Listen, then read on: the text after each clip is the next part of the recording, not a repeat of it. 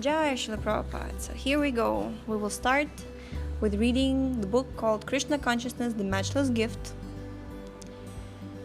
And here we are on the first page. The first chapter is called Spiritual Knowledge Through Krishna. The aim of this Krishna consciousness movement is to bring all living entities back to their original consciousness. All living entities within the material world are, to varying degrees, afflicted with a type of madness.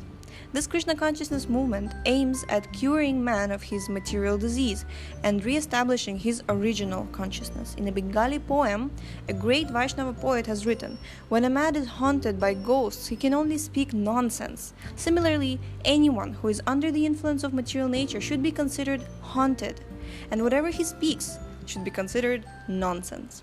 One may be considered a great philosopher or great scientist, but if he is haunted by the ghost of Maya, illusion, whatever he theorizes and whatever he speaks is more or less nonsensical.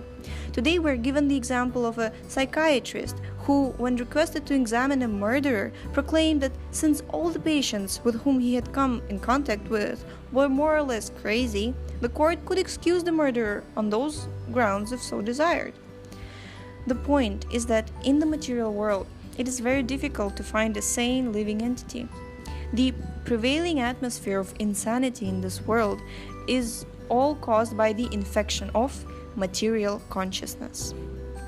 The purpose of this Hare Krishna movement is to bring man back to his original consciousness, which is Krishna consciousness, clear consciousness. When water falls from the clouds, it is uncontaminated like distilled water, but as soon as it touches the ground, it becomes muddy and discolored. Similarly, we are originally pure spirit soul, part and parcel of Krishna, and therefore our original constitutional position is as pure as God's.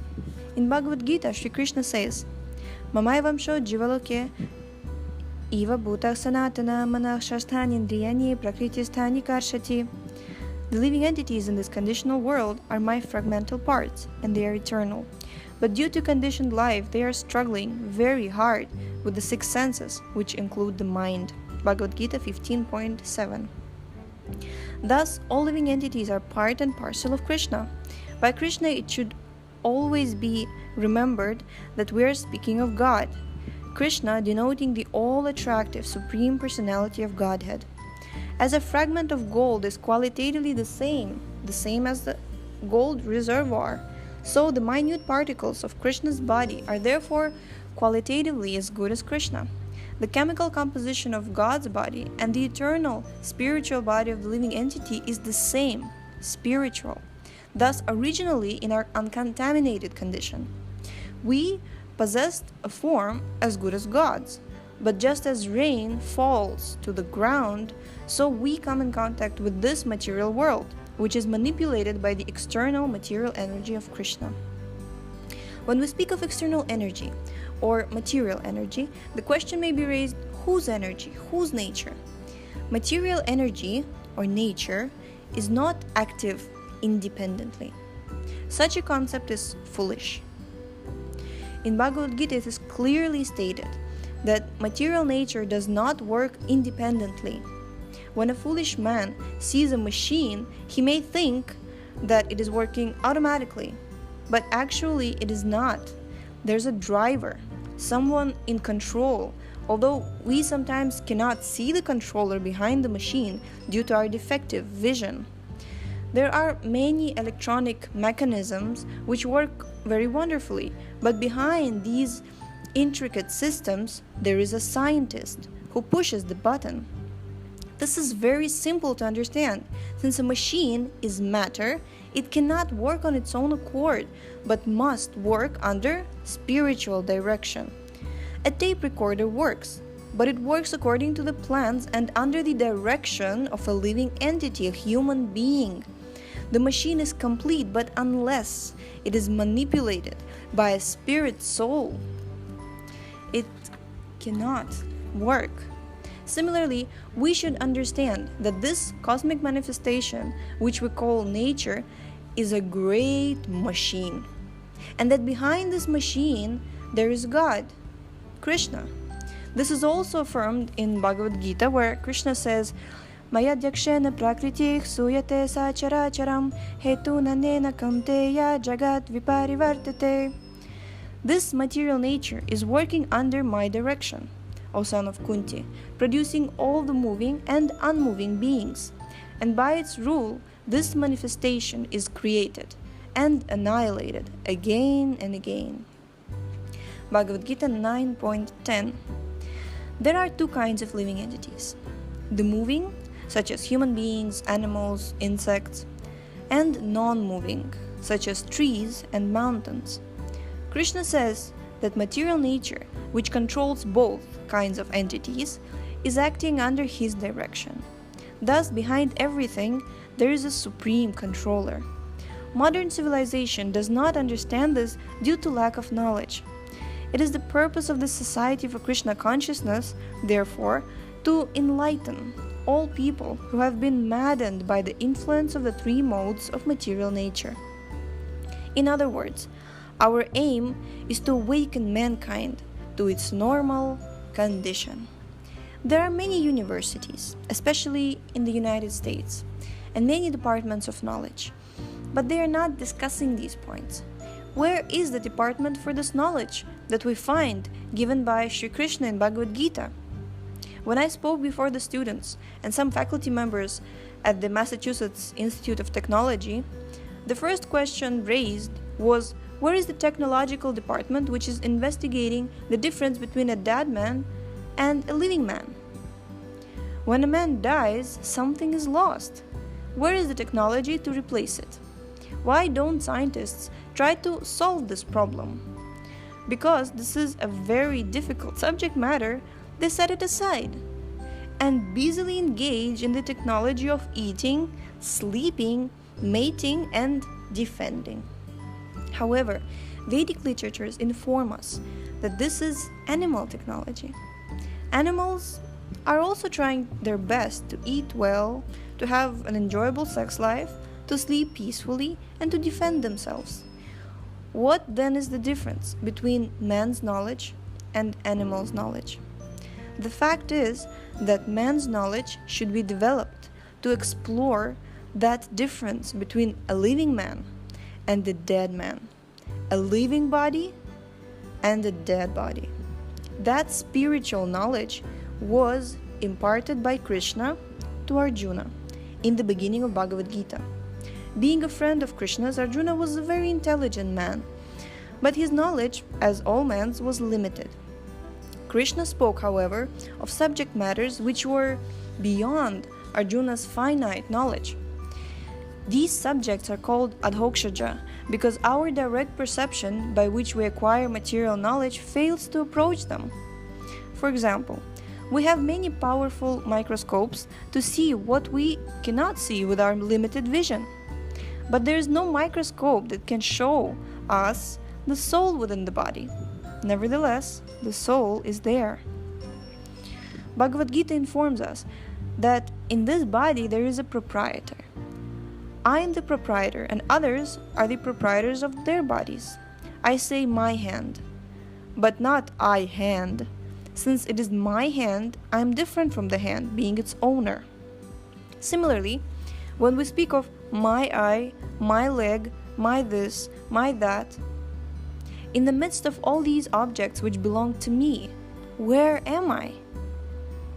The search for the answer to this question is the process of meditation. In real meditation, we ask, where am I? What am I? We cannot find the answers to those questions by any material effort. And because of this, all the universities are setting these questions aside. They say, it is too difficult a subject. Or they brush it aside, it's irrelevant. Thus, engineers direct their attention to creating and attempting to perfect the horseless carriage and wingless bird. Formerly, horses were drawing carriages and there was no air pollution. But now there are cars and rockets, and the scientists are very proud. We have invented horseless carriages and windless birds, they boast. Although they invent imitation wings for the airplane or rocket, they cannot invent a soulless body. When they are able to actually do this, they will deserve credit. But such an attempt would necessarily be frustrated, for we know that there is no machine that can work without a spirit soul behind it. Even the most complicated computers need trained man to handle them. Similarly, we should know that this great machine, which is known as the cosmic manifestation, is manipulated by a supreme spirit. That is Krishna. Scientists are searching for the ultimate cause or the ultimate controller of this material universe and are postulating different theories and proposals, but the real means for knowledge is very easy and perfect. We need only hear from the perfect person, Krishna. By accepting the knowledge imparted in Bhagavad Gita, anyone can immediately know that this great cosmic machine of which the earth is a part is working so wonderfully because there is a driver behind it, Krishna. Our process of knowledge is very easy. Krishna's instruction, Bhagavad Gita, is the principal book of knowledge given by the Adi Purusha himself, the supreme, primeval person, the supreme personality of Godhead. He is indeed the perfect person. It may be argued that although we have accepted him as a perfect person, there are many others who do that. But one should not think that this acceptance is whimsical. He is accepted as the perfect person on the evidence of many authorities. We do not accept Krishna as perfect simply on the basis of our whims and sentiments, Hare Krishna. No, Krishna is accepted as God by many Vedic authorities, like Vyasa, the author of all Vedic literatures. The treasure house of knowledge is contained in the Vedas, and their author, Vyasa, accepts Krishna as the Supreme Personality of Godhead, and Vyasadeva's spiritual master, Narada, also accepts Krishna as such. Narada's spiritual master, Brahma, accepts Krishna not only as the Supreme Person, but the Supreme Controller as well. Ishvara Parama Krishna. This is from Brahma Samhita 5.1. The Supreme Controller is Krishna. There is no one in the creation who can claim that he is not controlled. Everyone, regardless of how important or powerful, has a controller over his head. Krishna, however, has no controller. Therefore, he is God. He is the controller of everyone, but there is no one superior to him, no one to control him, nor is there anyone equal to him, no one to share his platform of absolute control. This may sound very strange, for there are so many so-called gods nowadays. Indeed, gods have become very cheap, because especially imported from India. People in other countries are fortunate that gods are not manufactured there, but in India, gods are manufactured practically every day. We often hear that God is coming to Los Angeles or New York and that people are gathering to receive him, etc. But Krishna is not the type of God manufactured in a mystic factory. No, he was not made God, but he is God. We should know, then, on the basis of authority, that behind this gigantic material nature, the cosmic manifestation, there is God, Krishna, and that he is accepted by all Vedic authorities. Acceptance of authority is not new for us. Everyone accepts authority in some form or another. For education, we go to a teacher, or to a school, or simply learn from our father and mother. They are all authorities, and our nature is to learn from them. In our childhood, we asked, "Father, what is this?" And father would say, "This is a pen, these are spectacles," or "This is a table." In this way, from the very beginning of life, a child learns from his mother and father. He learns the names of things and the basic relations of one thing to another by questioning his parents. A good father and mother never cheat when their son inquires from them. They give exact and correct information. Similarly, if we get spiritual information from an authority, and if the authority is not a cheater, then our knowledge is perfect. If we accept to reach conclusions by dint of our own speculative powers, however, we are subject to fall into error. The process of induction, by which reasoning from particular facts or individual cases one can arrive at a general conclusion, is never a perfect process. Because we are limited and our experience is limited, it will always be imperfect. So here we stopped in the beginning of page number 10, and we have a 15-minute podcast concluded. So stay tuned, and actually this Matchless Gift book is one of my favorite books, and by going further you will also see why. Because Srila Prabhupada has this very incredible way of explaining such high subject matters in such simple words, so relatable and just straight to the heart. So thank you for listening, and we'll see you tomorrow. Hare Krishna.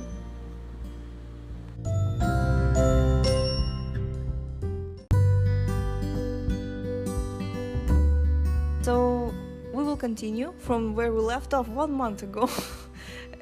I'm trying to be. I was thinking that I should take some courses and how to be a professional kind of a podcast speaker, and really make it feel like I know what I'm doing, and I know what I'm doing. I'm trying to read and post it as a podcast in order for people to find all the answers to any possible question of life, and to find the purpose of life, and I know what I'm doing, but I really want it to be kind of natural and comfortable for both myself and for my audience. It's not some kind of a podcast which will just tell everybody what to do. It's more of a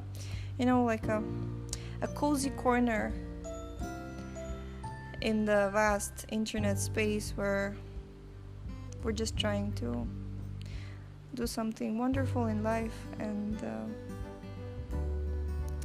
just drink some nectar. Okay, so we left off on page number 10. Let's dive in. If we receive information from the perfect source, Krishna, and if we repeat the information, then what we're speaking can also be accepted as perfect and authoritative. The process of parampara, or disciplic succession, is this very process of hearing from Krishna or authorities who have accepted Krishna and repeating exactly what they have said. In Bhagavad Gita, Krishna recommends this process of knowledge. Evam parampara praptam imam rajarshayo viduh. This supreme science was thus received through the chain of disciplic succession, and the saintly kings understood it in that way. So formerly knowledge was passed down by great saintly kings who were the authorities. In previous ages, however, these kings were rishis, great learned scholars and devotees, and because they were not ordinary men, the government which they headed worked very nicely. There are many instances in Vedic civilization of kings who attained perfection as devotees of God. For example, Dhruva Maharaj went to the forest to search out God, and by practice of severe penance and austerity found God within 6 months. Although he was only a 5-year-old prince with a very delicate body, he was successful because he followed the directions of his spiritual master Narada. The first month, Dhruva Maharaj was in the forest. He simply ate some fruits and vegetables once every 3 days and drank a little water every 6 days. He finally restricted his inhalation of air and stood for 6 months on one leg only. After he executed these severe austerities for half a year, God became manifest before him, eye to eye. It is not necessary for us to practice such severe austerities, but simply by following in the footsteps of Vedic authorities, we also can see God eye to eye. The vision of God is the perfection of life. Jai. So we can see that many people say that, show me God, I want to see God. Actually, yes, this is perfection of life, here Prabhupada says. So the Krishna consciousness process is based on authority. The Krishna consciousness, we're continuing to read, okay? I'll try to make it separate from what I'm saying and what we're actually reading. So the Krishna consciousness process is based on austerity, but it is not very difficult. There are restrictions governing eating and sex life. Only prasadam, food first offered to Krishna, is taken, and sex is restricted to married life. And there are other regulations which facilitate and foster spiritual realization. It is not possible in these days to imitate Dhruva Maharaj, but by following certain basic Vedic principles, we can make advancement in spiritual consciousness, Krishna consciousness. As we advance, we become perfect in knowledge. What is the use in becoming a scientist or a philosopher if we cannot say what our next life will be? A realized student of Krishna consciousness can very easily say what his next life is, what God is, what the living entity is, and what his relationship with God is. His knowledge is perfect because it's coming from perfect books of knowledge such as Bhagavad Gita and Srimad Bhagavatam. Then, this is the process of Krishna consciousness. It is very easy and anyone can adopt it and make his life perfect. If someone says, I'm not educated at all and I cannot read books, he is still not disqualified. He can still perfect his life by simply chanting the Maha Mantra, Hare Krishna, Krishna Krishna, Hare Hare, Hare Rama, Rama Rama, Hare Hare. Krishna has given us a tongue and 2 ears, and we may be surprised to know that Krishna is realized through the ears and tongue, not through the eyes. By hearing this message, we learn to control the tongue. And after the tongue is controlled, the other senses follow. Of all the senses, the tongue is the most voracious and difficult to control.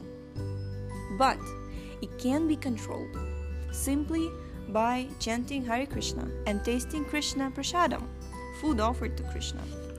We cannot understand Krishna by sensual perception or by speculation. It is not possible, for Krishna is so great that he is beyond our sensual range. But he can be understood by surrender. Krishna therefore recommends this process. Sarva dharman parityajya mamekam sharanam vraja aham tvam sarva papebhyo mokshayishyami ma shuchaha. Give up all varieties of religiousness and just surrender unto me, and in return I shall protect you from all sinful reactions. Therefore, you have nothing to fear. Nothing to fear. Jai. Unfortunately, our disease is that we are rebellious. We automatically resist authority. Yet, although we say that we don't want authority, nature is so strong that it forces authority upon us. We are forced to accept the authority of nature. Forced to accept. This is exactly what happened, right, this year with all of this pandemic and all these natural disasters and all of these whatnot. It's like we're forced to accept the authority of nature. What can be more pathetic than a man who claims to answer to no authority, but who follows his senses blindly wherever they lead him? Our false claim to independence is simply foolishness. We are all under authority, yet we say that we don't want authority. This is called Maya, illusion. We do, however, have a certain independence. We can choose to be under the authority of our senses or the authority of Krishna. The best and ultimate authority is Krishna, for he is our eternal well-wisher and he always speaks for our benefit. Since we have to accept some authority, why not accept his? simply by hearing of his glories from Bhagavad Gita and Srimad Bhagavatam, and by chanting his names, Hare Krishna, we can swiftly perfect our lives. Okay, we have completed first chapter, and today we're going to stop. But we're going to continue tomorrow with this particular book. And with this whole Shravanam Diaries podcast, I think I'm just going to be a little bit relaxed and spontaneous and natural, and I will just share what I would love everyone to hear. And the basic structure will be that I have these Prabhupada's books that we will be reading systematically every day, and we're going to complete the second round of reading all of Srila Prabhupada's books. Haribol! And then we're going to go third round and fourth round and so on. And parallel to that, we're going to have some bhajans of Srila Prabhupada and previous Gaudiya Acharyas, and we're going to have some interviews from senior devotees, from Srila Prabhupada's disciples, from general devotees, from the youth, from the adults, from the family, people who have some interesting ideas and some wonderful realizations of how they found Srila Prabhupada's books change their lives when they make it a point to always absorb in them and make them a part of the central activities. And along with that, I'm actually reading something else as well. Like right now we're having this wonderful reading of Chaitanya Bhagavata with my Guru Maharaj, His Holiness Bhakti Bringa Govinda Swami Maharaj. He's reading, now he's reading 3 times a week on YouTube, BB Govinda Swami Media. And at the same time, I'm also right now absorbing in Uddhava Gita, Srimad Bhagavatam 11th Canto. And naturally sometimes I really come across something that I would love to share. Like one of the main reasons is because when I share or when I discuss something that I read, I actually remember it better. So that's why I'm even more excited to have this podcast. And so I will really try to kind of move my way around these podcast sessions and try to do my best at sharing the most exciting and the most wonderful and the most mind-blowing quotes that I find and reflections on them. So stay tuned, and we will continue with the second chapter of the Matchless Gift tomorrow. Tomorrow we will read the chapter called Getting Out of the Material Mire. So, Hare Krishna, stay tuned.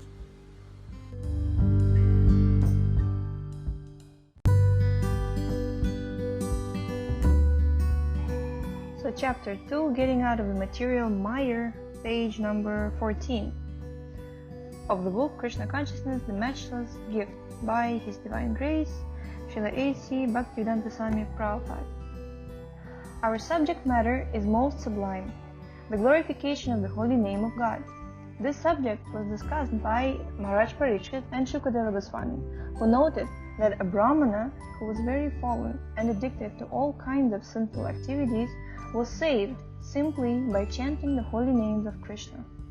This is found in the 6th canto of Srimad Bhagavatam, an epic work by Vyasa, describing the pastimes of Lord Krishna and elaborating on the philosophy of Krishna consciousness. In the 5th canto of Srimad Bhagavatam, the universal planetary systems are very fully explained. Within the universe, there are lower, middle, and higher planetary systems. Actually, not only the Bhagavatam, but all religious scriptures contain descriptions of hellish or lower planetary systems, and heavenly or higher systems. Srimad Bhagavatam gives evidence of where these planets are and indicates how far they are from this planet, just as astronomers have calculated how far the moon and other heavenly bodies are from Earth. Similarly, the Bhagavatam contains descriptions of the various planets. Even on this planet, we experience different climatic conditions. In temperate countries such as the United States, the climate is different from that of a tropical country like India. Just as there are environmental differences on this planet, there are other planets which have far different atmospheres and environments. After hearing a description of such planets from Shukadeva Goswami, Parikshit Maharaj said, "Sir, I have heard from you about the hellish planets. Men who are very sinful are sent to those planets." Srimad Bhagavatam 6.1.6. Parikshit Maharaj was a Vaishnava, devotee, and the Vaishnava always feels compassion for others' distress. For instance, when Lord Jesus Christ appeared, he was greatly aggrieved by the miserable conditions of the people. Regardless of the country or sect to which they belong, all Vaishnavas or devotees, any people who are God-conscious or Krishna-conscious, are thus compassionate. Therefore, to blaspheme a Vaishnava, a preacher of God's glories, is a great offense. Krishna never tolerates offenses committed at the lotus feet of a pure Vaishnava. A Vaishnava, however, is always ready to forgive such offenses. Kripam Buddhi, a Vaishnava, is an ocean of mercy. Vancha Kalpataru, everyone has desires, but a Vaishnava can fulfill all desires. Kalpataru refers to a tree in the spiritual world, which is called a wish-fulfilling tree. In this material world, a particular type of fruit can be gotten from a particular type of tree, but in Krishna Loka, as well as in all the other planets in the spiritual sky, all the trees are spiritual and will yield whatever one desires. This is described in the Brahma Samhita, Chintamani Prakara Sadma Sukalpa Vriksha, wish-fulfilling tree, for he can bestow a matchless gift upon a sincere disciple, Krishna consciousness. A Vaishnava is addressed as Mahabhaga, which means fortunate. One who becomes a Vaishnava and is God-conscious is understood to be greatly fortunate. Lord Chaitanya Mahaprabhu, the chief exponent of Krishna consciousness in this age, has explained that the living entities in various planetary systems all over the universe are rotating in different species of life. A living entity can go wherever he likes, to heaven or to hell, simply by preparing himself for either place. There are many heavenly planets, many hellish planets, and many species of life. Padma Purana estimates the species of life to be 8,400,000, and the living entity is rotating or wandering through these species and creating bodies according to his mentality in his present life. As you sow, so shall you reap, is the law that governs here.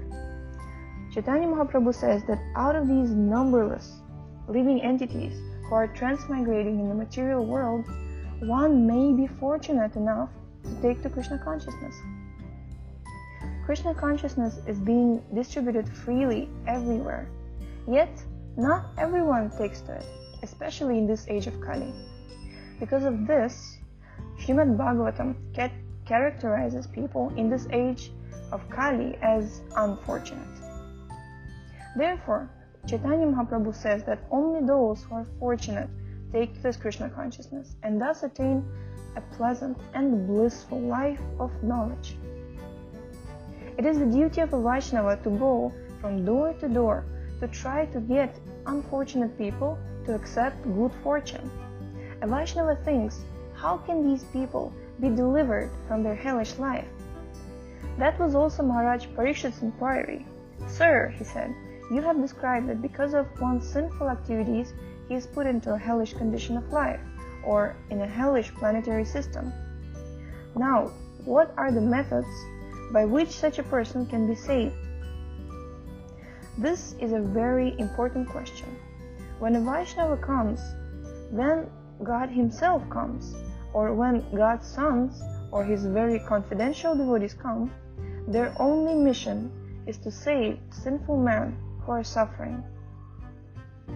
They have knowledge of how to do this. When Prahlad Maharaj met Lord Nrsingadev, he said, "My dear Lord," Prahlad began, "I'm not very anxious for my own deliverance." At this point, we may contrast this attitude with that of the Mayavadi philosophers, who are very careful that their personal salvation is never interrupted. They often think, if I'm down, then my realization will be finished. Therefore, they do not come forward to preach. Only the Vaishnavas come, even at the risk of fall down, but they do not fall down. A Vaishnava is even willing to go to hell to deliver conditioned souls. This is also Prahlad Maharaj's mission. He went on to say, "I'm not very anxious about living in the material world. I have no anxiety for myself, because somehow or other I have been trained to be Krishna conscious always." Because Prahlad was Krishna conscious, he was confident that in his next life he was going to Krishna. It is stated in Bhagavad Gita that if one executes the regulative principles of Krishna consciousness carefully, it is certain that he will reach the supreme destination in his next life. Prahlad Maharaj continues, "There is only one source of anxiety for me. I am anxious for those who are not Krishna conscious. For myself, I have no anxiety, but I am thinking of them." And why aren't people Krishna conscious? Maya Sukhaya Maram Udvahato Vimudhan, shown Bhagavatam 7.9.43. The rascals have created a humbug civilization for temporary happiness. Maya Sukhaya. Actually, this is a fact. We have succeeded in creating a humbug civilization. Every year, so many cars are being manufactured, and for that purpose, so many roads have to be excavated, prepared, and repaired. This creates problems after problems, and therefore it is Maya Sukhaya, illusory happiness. We are trying to manufacture some way to be happy, but we only succeed in creating other problems. The United States has the world's largest number of cars, but that doesn't solve any problems. We have manufactured cars to help solve the problem of life, but we often experience that this also creates other problems. Once we created cars, we must travel 30 or 40 miles just to meet our friends or to go to a doctor. We can even go from New York to Boston in less than an hour by plane, but it takes even longer than that to get to the airport. This situation is called Maya Sukhaya. Maya means false, illusory. So we try to create a very comfortable situation, but we only succeed in creating another uncomfortable situation. This is the way of material world. If we are not satisfied by the natural comforts offered by God and nature, and we want to create artificial comforts, then we have to create discomfort also. Most people are ignorant of this fact. They think that they are creating a very comfortable situation, but in actuality they end up traveling 40 miles to go to the office to earn a livelihood and 50 miles to go back. Due to such conditions, Prahlad Maharaj says that these vimudhas, materialistic persons, have unnecessarily burdened themselves simply for temporary happiness. Vimudhan maya sukhaya bharam udvahato. Therefore, in Vedic civilization, it is recommended that one free himself from material life, take sannyas, the renounced order, and execute devotional service with no anxiety.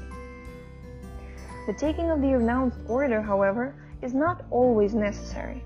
If one can execute Krishna consciousness in family life, that is also recommended. Although Bhaktivinoda Thakur was a family man and a magistrate, he still executed devotional service most excellently.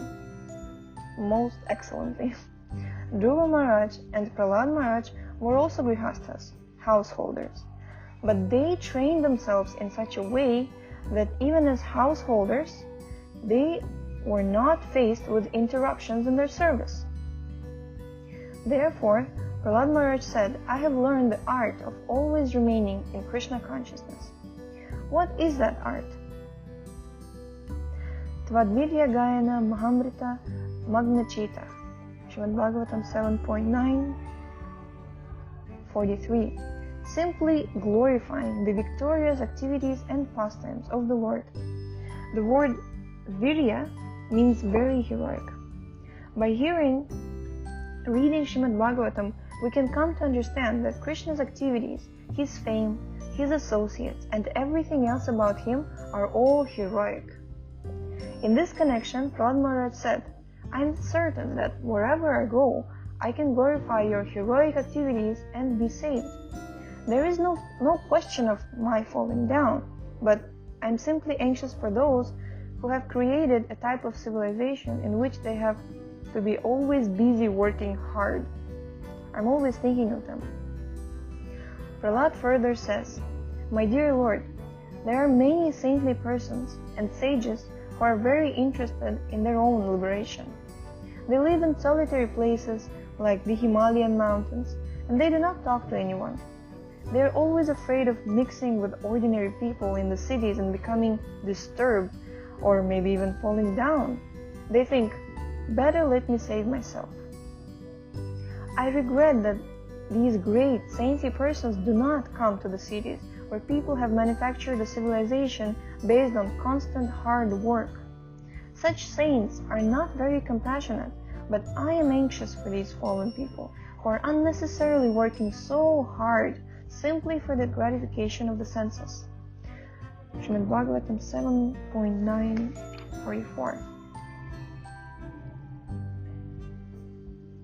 7.9.44. Even if there were some point in working that hard, such people do not know what it is. All they know is the sex urge and the brothels that gratify this urge. However, Prahlad Maharaj has compassion for such people. My Lord, I do not need salvation alone. Unless I take all these fools with me, I shall not go. Thus he refused to go to the kingdom of God without taking all the fallen souls with him. This is a Vaishnava. I simply want to teach them how to surrender unto you, that's all. That is my goal. Surrender is thus emphasized because a Vaishnava knows that as soon as he surrenders, the path is clear. Somehow or other, let them all bow down before Krishna. This is a very simple method. All one has to do is bow down before Krishna with faith and say, My Lord Krishna, I was forgetful of you for so long, for so many lives. Now I have come to my consciousness. Now I have come to consciousness of you. Please accept me. That is all. If one simply learns this technique and sincerely surrenders himself to the Lord, his path is immediately opened. This is the aim of a real Vaishnava. Yeah, so we have read up to the page number 22. And we're going to continue with the beautiful meditation on the compassion of devotee tomorrow. Hare Krishna.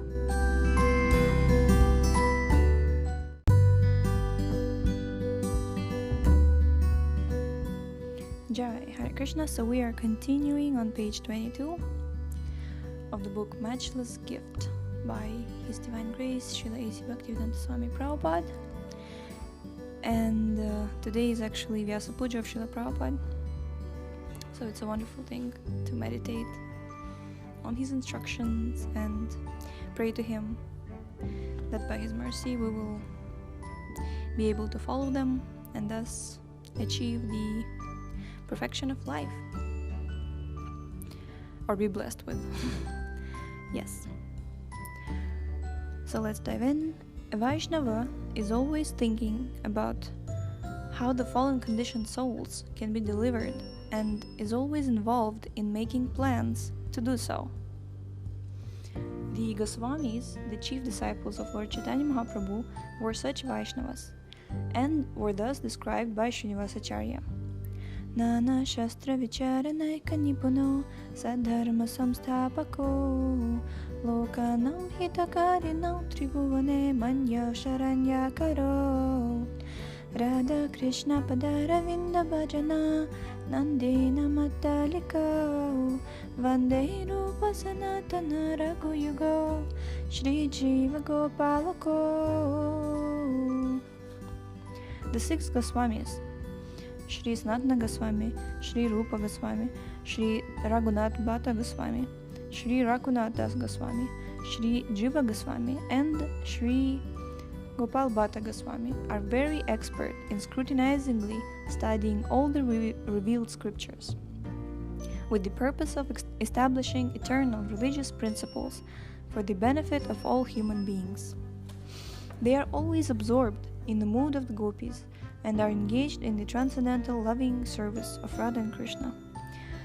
With similar Vaishnav compassion, Parikshit Maharaj told Shukadeva Goswami, "You have just described the different types of hellish life. Now, tell me how those who are suffering can be delivered. Kindly explain this to me." Adhuniha mahabhaga yathaiva narakannara nanograyat nanneyat tanmei. The word nara refers to human beings, or those who are fallen. Narakan naraha nanograyatanan neyatan me. How can they be delivered from their fears, miseries, and horrible pains? Fears, miseries, and horrible pains. That is typical of a Vaishnava heart. Maharaj Parikshit also said, somehow or other, they have fallen down to a hellish life, but that doesn't mean that they should remain in such condition. There must be some means by which they can be delivered, so kindly explain those means. And Shukadeva Goswami replied, Nached ihaiva pachitim yathamshaha kritasya kuryan manayukta panibhi dhruvam savai pretya narakan upaiti ye kirtita me bhavata stigmayatanaha. Yes, I have already described various hellish conditions typical of a severe and painful life. The point is that one has to counteract such a life. How can this be done? There are various ways in which sinful activities can be committed. One is by the mind. If a person thinks of committing some sinful activity and thus makes a plan, I shall kill that man, that is considered to be sinful. When the mind is thinking, feeling, and willing, then there is action. In certain areas of the United States, a dog owner is responsible according to the law if his dog barks at someone passing on the road. Although the dog simply barks, the owner is responsible. The dog is not responsible because it is an animal, but because the owner of the animal has made the dog his best friend, he is responsible by law. Similarly, just as the barking of a dog may be considered unlawful, offensive speech may also be considered sinful, for it is just like barking. The point is that sinful activities can be committed in so many ways. One may think of them, or one may speak sinfully, or one may actually commit a sin. In any case, they are all considered sinful activities. Dhruvam savai pretya narakan upaiti. One has to suffer punishment for such activities. People do not believe in a next life because they want to avoid botheration and punishment. But the next life cannot be avoided. It is a well-known fact that we must act according to law, or we will be punished. If one commits criminal activities, the state will punish him. Sometimes, however, a criminal may escape punishment by the state, but this is not the case with God's law. One can cheat others, commit theft, and hide, thereby saving himself from the punishment of the state. But one cannot save himself from the superior law, the law of nature. It is very difficult because there are many witnesses. The daylight is the witness, the moonlight is witness, and Krishna is the supreme witness. Thus one cannot say, I'm committing the sin but no one can see me. Krishna is the supreme witness sitting within the heart, and he not only notes what one is thinking and doing, but he also gives the living entity facility. If one wants to do something in order to satisfy his senses, Krishna gives all facility. This is stated in Bhagavad Gita. Sarvasya chaham hridi sannivishta. I'm sitting in everyone's heart. Matta smritir jnanam apohanam cha. Bhagavad Gita 15.15. From me come remembrance, knowledge and forgetfulness. Smritir, remembrance, jnanam, knowledge, apohanam, forgetfulness. In this way, Krishna gives us a chance.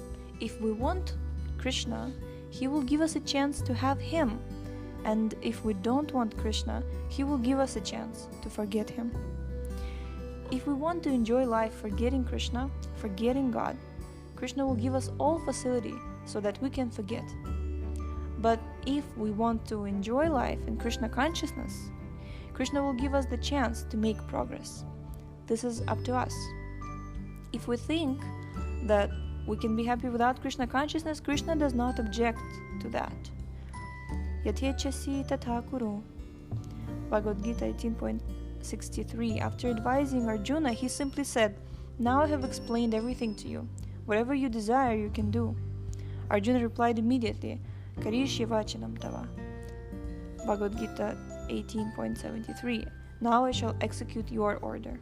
That is Krishna consciousness. God does not interfere with our tiny independence. If we want to act according to the order of God, then He will help us. But even if one falls down sometimes, if one becomes sincere, thinking from this time I shall remain Krishna conscious and execute His orders, then Krishna will help him. In all respects, even if one falls down, he will be excused and given more intelligence. This intelligence will say, don't do this. Now go on with your duty. But if one wants to forget Krishna, if he wants to become happy without Krishna, the Lord will give so many chances to enable him to forget him, life after life. Parikshit Maharaj said, it is not that if I say there is no God, that there will be no God, or that I will not be responsible for what I do. The atheists deny God due to their sinful activities. If they thought that there were God, they would shudder at the thought of punishment, therefore they deny His existence. When rabbits are attacked by larger animals, they close their eyes and think, I'm not going to be killed. But they are killed anyway. Similarly, we may deny the existence of God and His laws, but still God and His laws are there. In a high court, one may say, I don't care for the law of the government, but he will be forced to accept the government law. If one denies the state law, he will be put into prison and duly punished. Similarly, one may foolishly decry the existence of God by various means, like there is no God or I am God, but ultimately one is responsible for all his actions, both good and bad. According to the law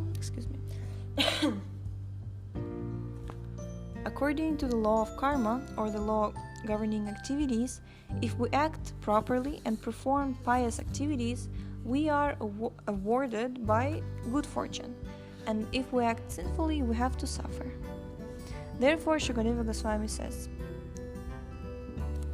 Tasmad puraiva shviha papa nishkritau yate tamrityor avipadyatatmana doshasya drishtva guru laghavam yatha vishak chikitsen arujam nidanavit. You should know that you are responsible, and according to the gravity of your sins, you should accept some type of atonement, as described in the Shastras or scriptures. Srimad Bhagavatam 6.1.8. Just as doctors are sought when one is diseased, according to the Vedic way of life, there is a class of Brahmanas to whom one should go for prescribed atonement for sinful activities. There are different types of atonement. If a person commits a sin and counteracts it by penance, that is atonement. There are examples of this in the Christian Bible. Shukadeva says that one has to execute the prescribed atonement according to the gravity of his sinful activities.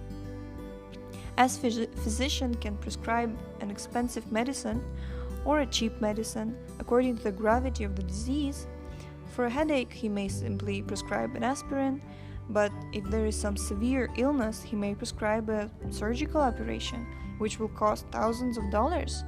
Similarly, sinful activities are diseases, so one should follow the prescribed cures to become healthy. By accepting the chain of birth and death, the soul accepts a diseased condition. The soul is not subject to birth, death, or disease because it is pure spirit. In Bhagavad Gita, Krishna says that a soul has no birth, na jayate, and that it has no death, mriyate. Na jayate mriyate va kadachin yam bhutva bhavitava na bhuya ajo nitya shashvata yam purano na hanyate hanyamane sharire. For the soul there is never birth or death, nor having once been does he ever cease to be. He is unborn, eternal, ever-existing and undying and primeval. He is not slain when the body is slain. Bhagavad Gita 2.20. Modern civilization is in dire need of an educational system to give people instructions on what happens after death. In actuality, the present educational system is most defective, because unless one knows what happens after death, one dies like an animal. An animal does not know that he is subject to death, or that he is going to have to take another body. Human life, however, should be more elevated. One should not simply be interested in the animalistic functions of eating, sleeping, defending, and mating. A living entity may have an abundant supply of food for eating, or many nice buildings for sleeping, or good arrangement for sex life, or a good defense to protect him, but this does not mean that he is a human being. A civilization which is based on these activities should be known as animalistic. Since animals are also interested in these functions, what is the difference between human life and animal life if a human being doesn't go beyond them? The distinction can be made when a human being becomes inquisitive and asks, "What have I been doing to be put into this miserable condition? Is there any remedy for it? Is there perpetual, eternal life? I do not want to die, nor do I want to suffer. I want to live very happily and peacefully. Is there a chance for this? What is the method or science by which this can be achieved?" When these questions are asked and steps are taken to answer them, our human civilization is the result. If the questions never arise, then that civilization should be known as animalistic. Animals and animalistic human beings are simply interested in continuing the process of eating, sleeping, mating, and defending. But in actuality, this process is forced to break down. The fact is that there is no real defense, because no one can protect himself from the hands of cruel death. For instance, Hiranyakashipu, who wanted to live forever, underwent severe austerities, but he was foiled in the end by the Lord himself in the form of a lion man Nrishingadev, who killed Hiranyakashipu with his claws. So-called scientists are now claiming that some time in the future we shall stop death by scientific methods, but this is simply another crazy utterance. Stopping death is not at all possible. We may make great achievements in scientific knowledge, but There is no scientific solution to the fourfold miseries of birth, death, old age, and disease. One who is intelligent should be eager to solve these four principal problems: birth, death, old age, and disease. No one wants to die, but there is no remedy. Everyone has to die. Everyone is very anxious to stop the skyrocketing increase of population by employing contraceptive methods, but still birth is going on. There is no stoppage of death, and there is no stoppage of birth. Nor can diseases be stopped, nor an old age, despite all of the latest inventions in medicine. One might think that he has solved all the problems of life, but where is the solution to these four problems of birth, death, old age, and disease? That solution is Krishna consciousness. Every one of us is giving up his body at every moment, but the last phase of giving up this body is called death. But Krishna also says, Janma karma cha me divyam evam yaveti tatvataha tyaktva deham punarjanmaneti mameti sorjuna. One who knows the transcendental nature of my appearance and activities does not, upon leaving this body, take his birth again in this material world, but attains my eternal abode, O Arjuna. Bhagavad Gita 4.9. What happens to such a person? Mam eti. He returns to Krishna. If we are to go to Krishna, we must prepare a spiritual body.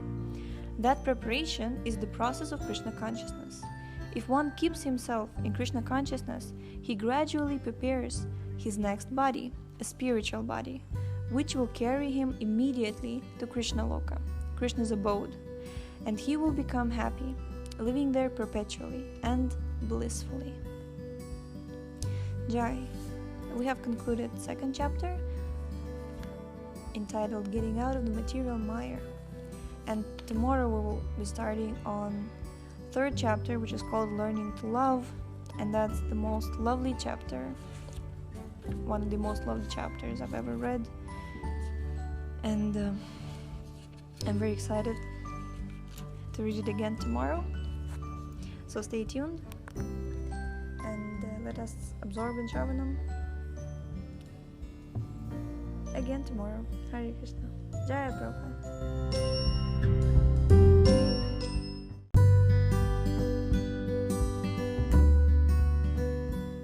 Jai. So chapter 3, page number 33 of the book Krishna Consciousness, the Matchless Gift by His Divine Grace Srila A.C. Bhaktivedanta Swami Prabhupada.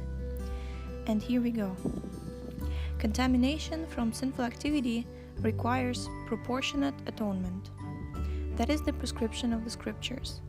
Shukadeva Goswami says that if one accepts atonement before death, in his next life he will not fall down.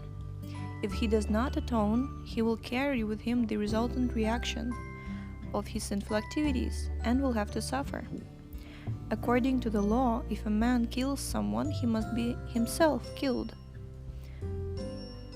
The idea of a life for a life is not a very new concept, but can be found in the Manu Samhita, the Vedic law book for mankind, where it is stated that when a king hangs the murderer is actually benefited, for if he is not killed, he will carry the reaction for his murder and will have to suffer in so many ways. The laws of nature are very subtle and are very diligently administered, although people do not know it. In the Manu Samhita, the concept of a life for a life is sanctioned, but it is actually observed throughout the world. Similarly, there are other laws which state that one cannot even kill an ant without being responsible. Since we cannot create, we have no right to kill any living entity, and therefore man-made laws that distinguish between killing a man and killing an animal are imperfect. Although there are imperfections in man-made laws, there cannot be defects in the laws of God.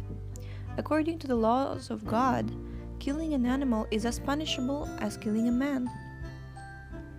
Those who draw distinctions between the two are concocting their own laws. Even in the 10 Commandments, it is prescribed, "Thou shalt not kill." That is the perfect law, and by discriminating and speculating, men distort it. "I shall not kill man, but I shall kill animals." In this way, people cheat themselves and inflict suffering on themselves and others. In any case, however, God's laws will not excuse such behavior. Everyone is God's creature, although in different bodies or dresses. God is considered the one supreme Father. A father may have many children, and some may be intelligent, and others may not very intelligent.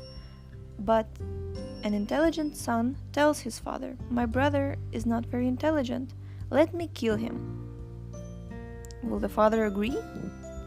Simply because one son is not very intelligent and the other desires to kill him to avoid the burden, the father will never agree. Similarly, if God is the Supreme Father, why should he sanction the killing of animals who are also his sons? In Bhagavad Gita, God declared to Arjuna that all I am their seed-giving father. This is a little mistype, okay. In Bhagavad Gita, God declares that he is the seed-giving father. The Lord says, just as in ordinary material procreation, the father gives the seed and the mother develops the body by supplying the necessary blood to the embryo, similarly, the living entities, parts and parcels of the Supreme Father, are impregnated by the Lord in material nature.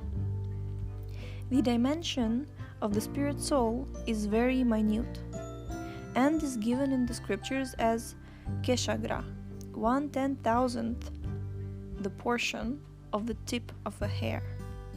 We can hardly imagine a very small point divided into thousands of parts. In other words, it is so minute that it cannot be perceived even by the most powerful microscope.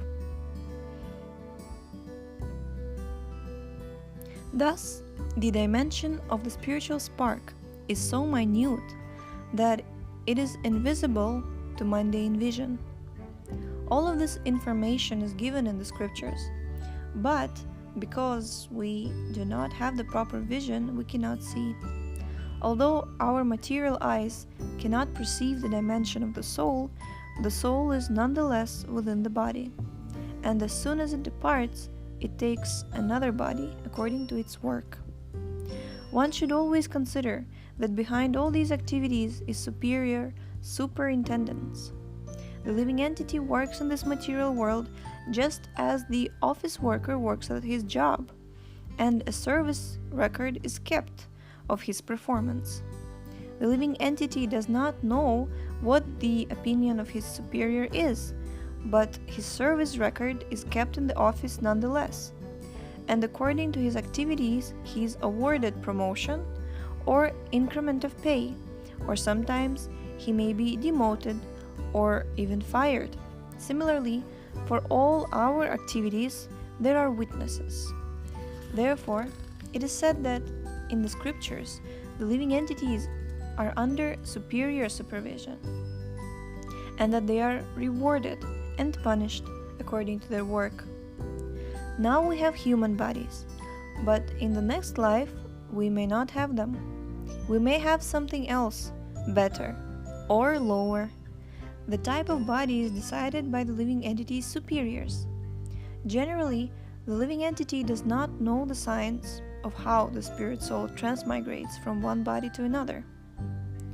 The spirit soul transmigrates even in the duration of one life as the body changes. When the body is first manifest in the womb of the mother, it is very small, just like a pea, and it gradually develops 9 holes, 2 eyes, 2 ears, 2 nostrils, 1 mouth, 1 genital, and 1 rectum. In this way the body develops, and as long as it needs to develop within the mother's womb, it remains there. When it is sufficiently developed to go outside, it comes out and grows. Growth entails changing of the body. This change cannot be understood because it is imperceivable to the living entity. In childhood, we had small bodies, which now no longer exist. Therefore, it can be said that we have changed our bodies. Similarly, because of the nature of material things, we have to change this body when it ceases to work. Every material thing deteriorates, and like a broken machine or an old piece of cloth, the body becomes useless after a certain length of time. Although this process of growth is always taking place, the educational system in modern universities, though considered advanced, unfortunately does not deal with this. Actually, there is no education without spiritual knowledge. One can learn to earn bread, eat, sleep, and mate without a formal education. Animals are not educated. They're not technicians, and they have no university degrees, but they are also eating, sleeping, mating, and defending. If the educational system simply teaches these processes, it does not deserve the name of education. Real education enables us to understand what we are. As long as man does not develop his consciousness by understanding the truth of the self, all of his actions will be performed in the mode of ignorance. A human life is meant for victory over the laws of material nature. Actually, we are all trying to attain that victory in order to counteract the onslaught of material nature. The ultimate victory is to conquer birth, death, disease, and old age. But we have neglected this important point. If the educational system dealt with the proper utilization of what God is supplying, it would improve. All the fruits and the grains we eat are given by God, who supplies food to all living entities. In Srimad Bhagavatam it is stated, Jivo Jivasya Jivanam. One living entity is food for another. Srimad Bhagavatam 1.13.47. Animals without hands are food for animals with hands, such as ourselves. Animals with no legs are food for animals with 4 legs. Grass is a living entity, but it has no legs with which to move, and thus it is eaten by cows and other animals. Such non-moving entities are food for moving animals. And in this way the world is in a constant struggle between exploiters and exploited. The weaker is exploited by the stronger. That is nature's law. Traditionally, Vaishnavas, or devotees of Krishna, do not eat meat. This is not just for the sake of vegetarianism, but for the furtherance of God consciousness. In order to become God conscious, one must follow some rules and regulations. Of course, one has to eat, but the proposal is that one should eat remnants of foodstuffs that are offered to Krishna. This is also the philosophy of Bhagavad Gita, wherein Krishna says, Patram pushpam palam toyam yome bhaktya prayachati tadaham bhaktyupahritam ashnami prayatatmanaha. If one offers me with love and devotion a leaf, flower, fruit, or water, I will accept it. I'm going to have to stop right here, just before all the lovely portion of the chapter starts. So tomorrow we will find out why would we offer foodstuffs to the Lord if he is not that hungry.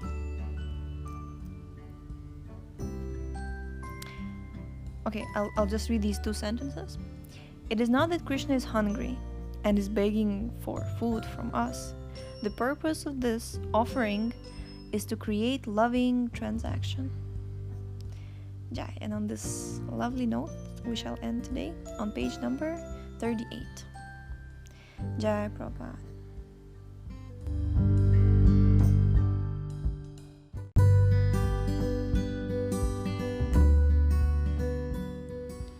So we are continuing the book Matchless Gift by His Divine Grace Srila A.C. Bhaktivedanta Swami Prabhupada. We're on page number 38. It is not that Krishna is hungry and is begging food from us. The purpose of this offering is to create a loving transaction. Krishna wants this transaction. You love me and I love you. As God, Krishna's energy creates and sustains everything. So why should he beg a leaf, a fruit, and a little water from us? He will be very pleased, however, if we offer him a piece of fruit, a leaf, and water with love, saying, Krishna, I am so poor that I cannot secure anything. I have secured this fruit and the leaf. Kindly accept them.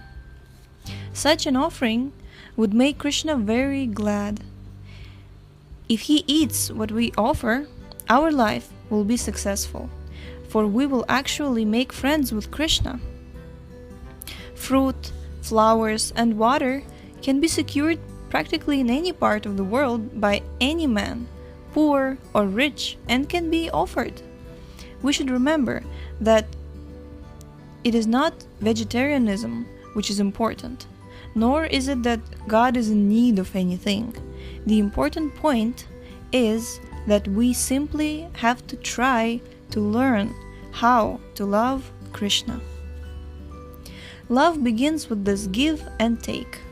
We give something to our lover, he gives something to us, and in this way, love develops. When we create any loving transaction with any boy or girl, man or woman, we give and take. Thus, Krishna is teaching us how to give and take. Krishna is begging us, try to love me, learn how to love me, offer something to me. Sir, we may say, I have nothing to give you. Oh, you cannot collect a piece of fruit, a flower, a leaf, or a little water?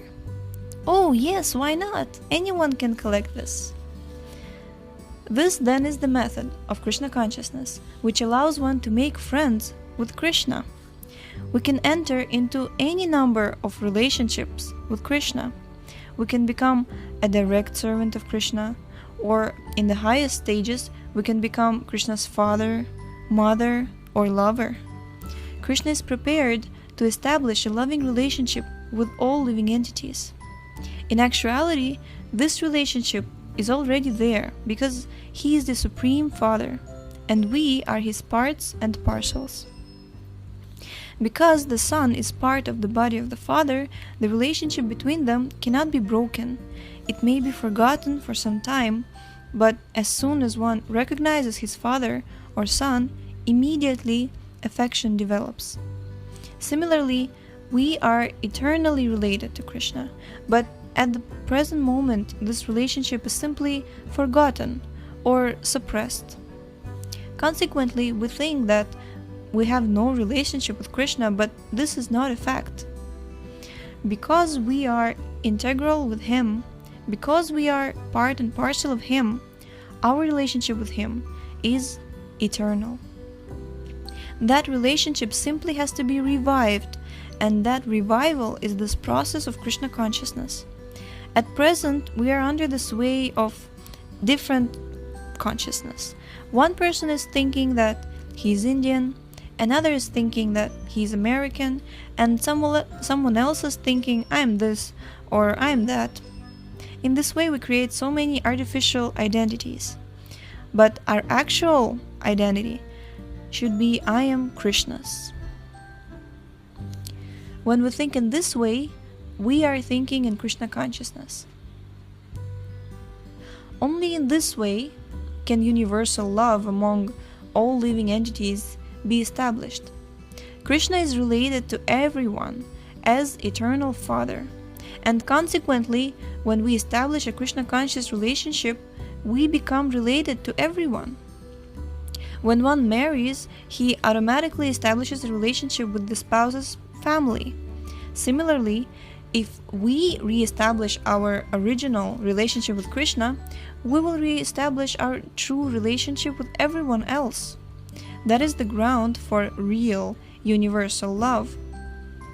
Universal love is artificial and cannot endure unless we establish our relationship with the center. One is American if he is born in America, and thus other Americans become members of his family. But if he is born elsewhere, he has no relationship with Americans.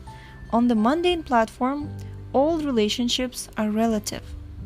Our relationship with Krishna, however, is eternal and not subject to time and circumstance.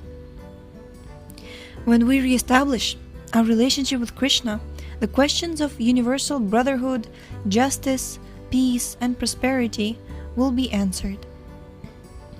There is no possibility of realizing these higher ideals without Krishna. Excuse me. If the central point is missing, how can there be brotherhood or peace? In Bhagavad Gita, the peace formula is clearly given. We have to understand that Krishna is the only enjoyer. The consciousness of this is developed in a Krishna conscious temple, where the central point of all activities is Krishna. All cooking is carried on for Krishna, not for one's own purposes. Ultimately, we shall eat the prasadam, offered food. But when we cook, we should think that we are cooking for Krishna and not for ourselves. When the members of a temple go into the streets, they do not do so for their own sake, but to distribute Krishna-conscious literatures in order to make people aware of Krishna's presence. All money acquired are spent for Krishna, in spreading his message in so many ways. Such a style of life, in which everything is done for Krishna, promotes the development of Krishna consciousness within the living entity. Our activities may remain the same. We simply have to understand that we are acting for Krishna and not for our own personal satisfaction. In this way, we can come to our original consciousness and be happy. Unless one is established in his original consciousness, which is Krishna consciousness, he is certain to be crazy to some degree. Everyone who is not Krishna conscious is to be considered crazy because he exists on a platform which is temporary and transient. Since we, as living entities, are eternal, temporary activities are not our concern. Our engagements should be eternal because we are eternal, and that eternal engagement is the rendering of service to Krishna in love. Krishna is the supreme eternal, and we are subordinate eternals. Krishna is the supreme living entity, and we are subordinate living entities. The finger is part and parcel of the total body, and its eternal function is to serve the body. Indeed, that is the very purpose for the finger, and if it cannot serve the whole body, it is diseased or useless. Similarly, as part and parcel, we have to serve Krishna and be subordinate to him, because he is the Supreme Father. He supplies all our necessities. Such a life of subordination to Krishna is a normal life, and is a life of actual liberation. Those who try to deny Krishna and live outside of any relationship to him are actually leading a sinful life.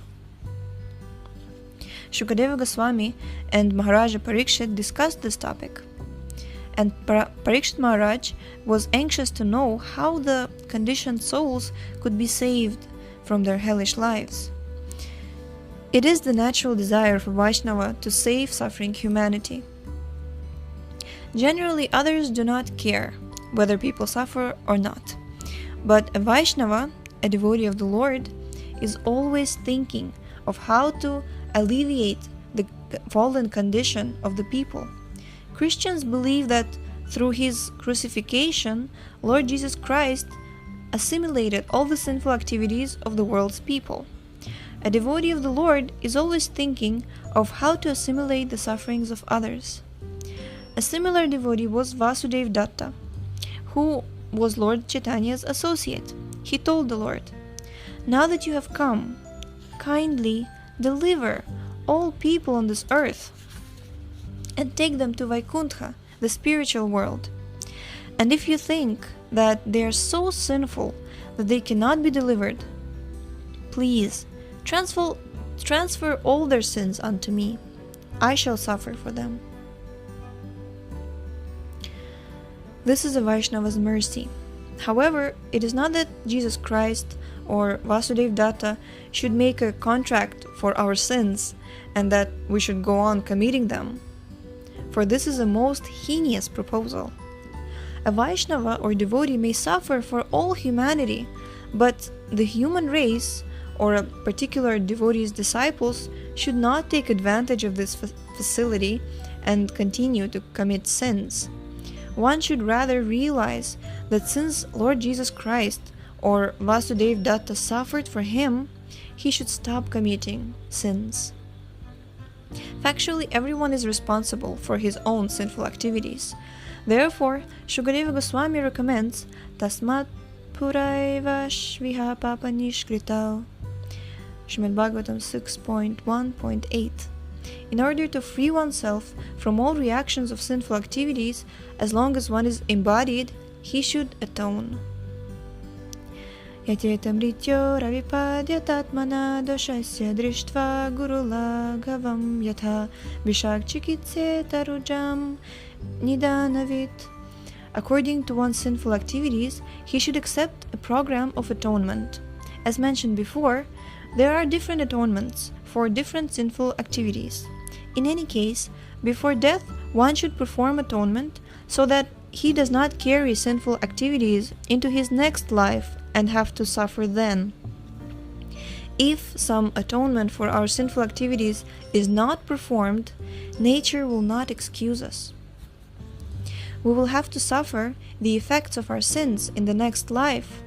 Such bondage to one's material activities is called karma bandhana.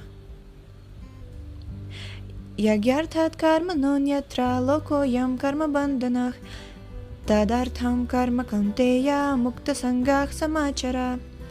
Work done as a sacrifice for Vishnu has to be performed, otherwise work binds one to this material world.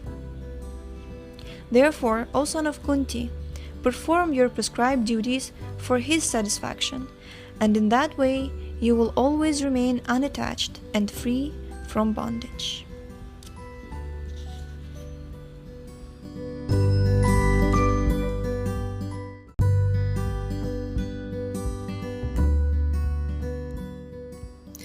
So chapter number 3, page number 45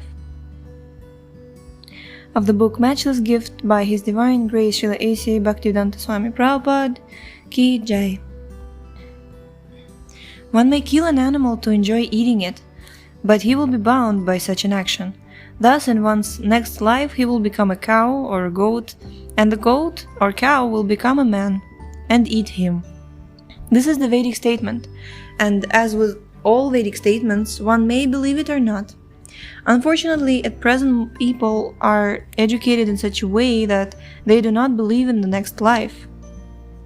Indeed, it seems that the more educated one becomes, the less he believes in God, in God's law, in the next life, and in sinful and pious activities.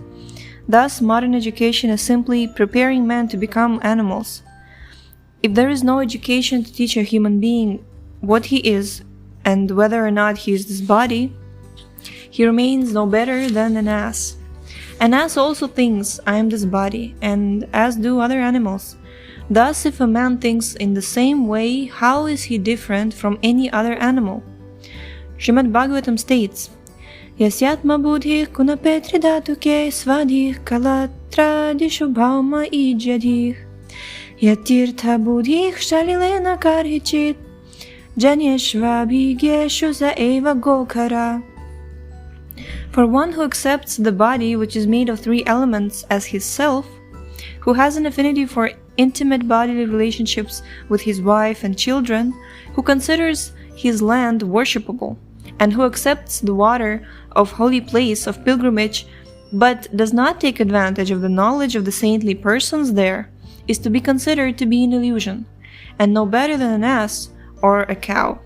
Srimad Bhagavatam 10.84.13.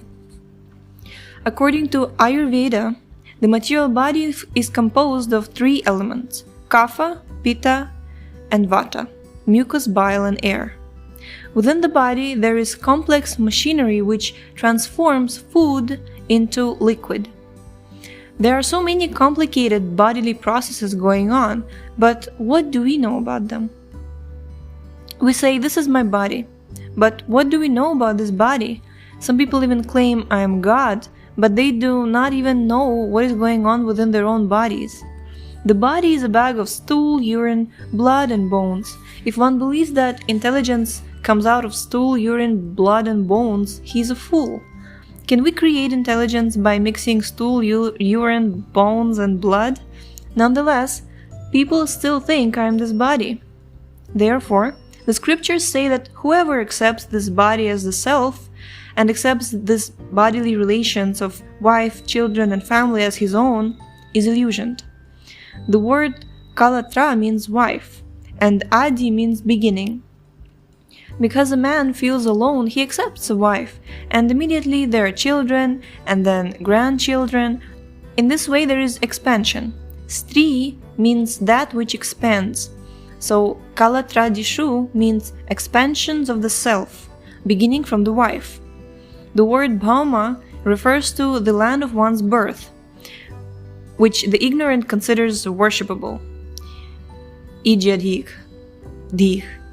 People are willing to give up their lives for the land where they were born, but they do not know that land, body, wife, children, country, and society really have nothing to do with them.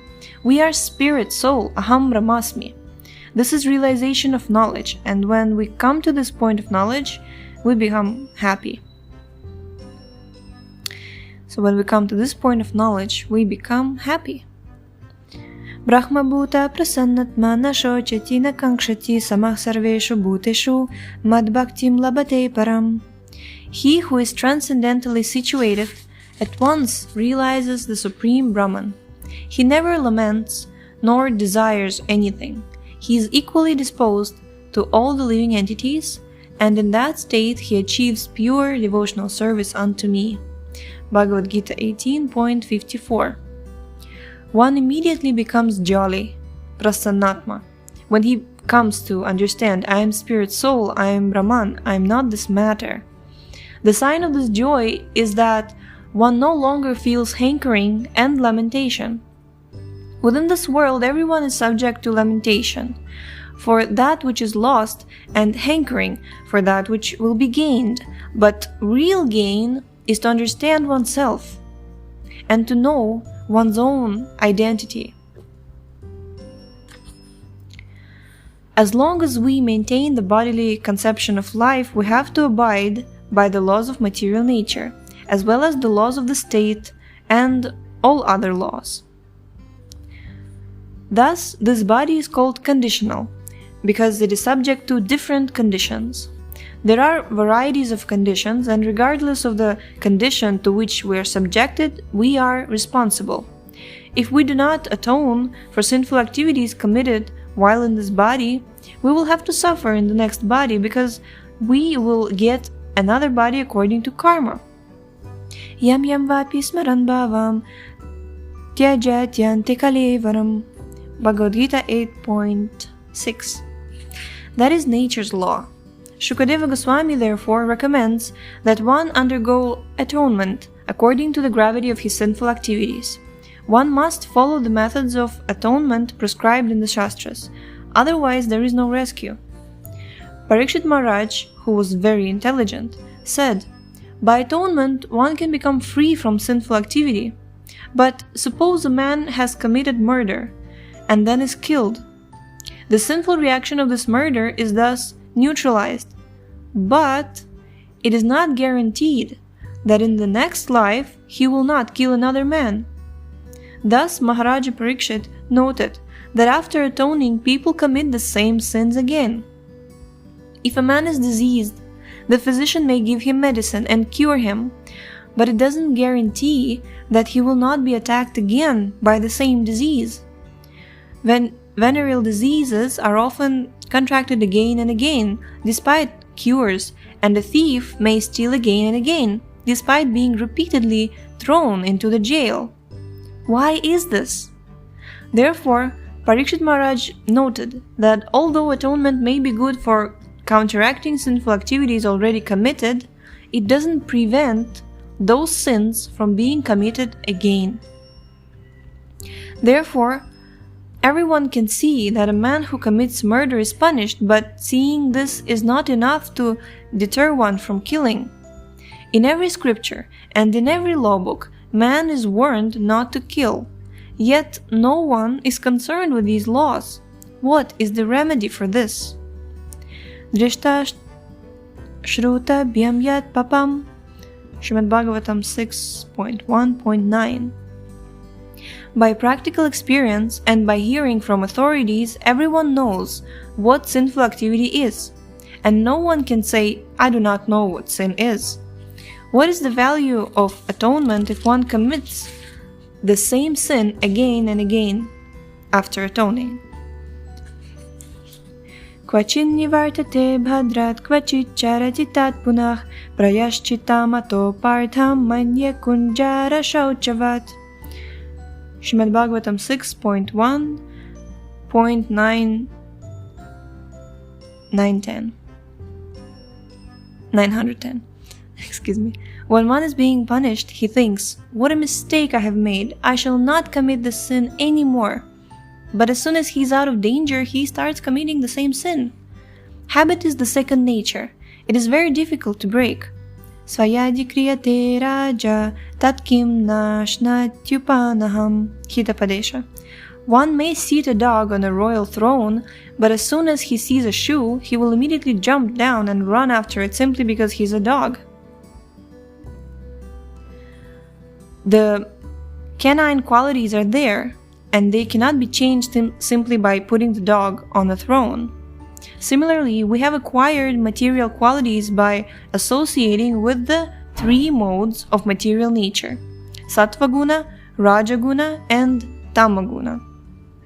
And our habits are formed by association with these three qualities, which are the qualities of goodness, passion, and ignorance. If, however, we disassociate ourselves from the three modes of material nature, our real spiritual nature is invoked. That is the process of Krishna consciousness. If one is Krishna conscious, there is no chance of his associating with the three modes of material nature. And when one is conscious of Krishna, one's spiritual nature automatically invoked. It's automatically invoked. That is the secret. Those who seriously follow the process of Krishna consciousness, though previously habituated to many undesirable things, are able to stay on a platform where there is no material contamination, simply by virtue of practicing Krishna consciousness. Thus, Krishna consciousness is an excellent medicine. Unless one comes to awareness of Krishna, the habits he forms in association with the three modes of material nature will continue, and he will not be able to change them.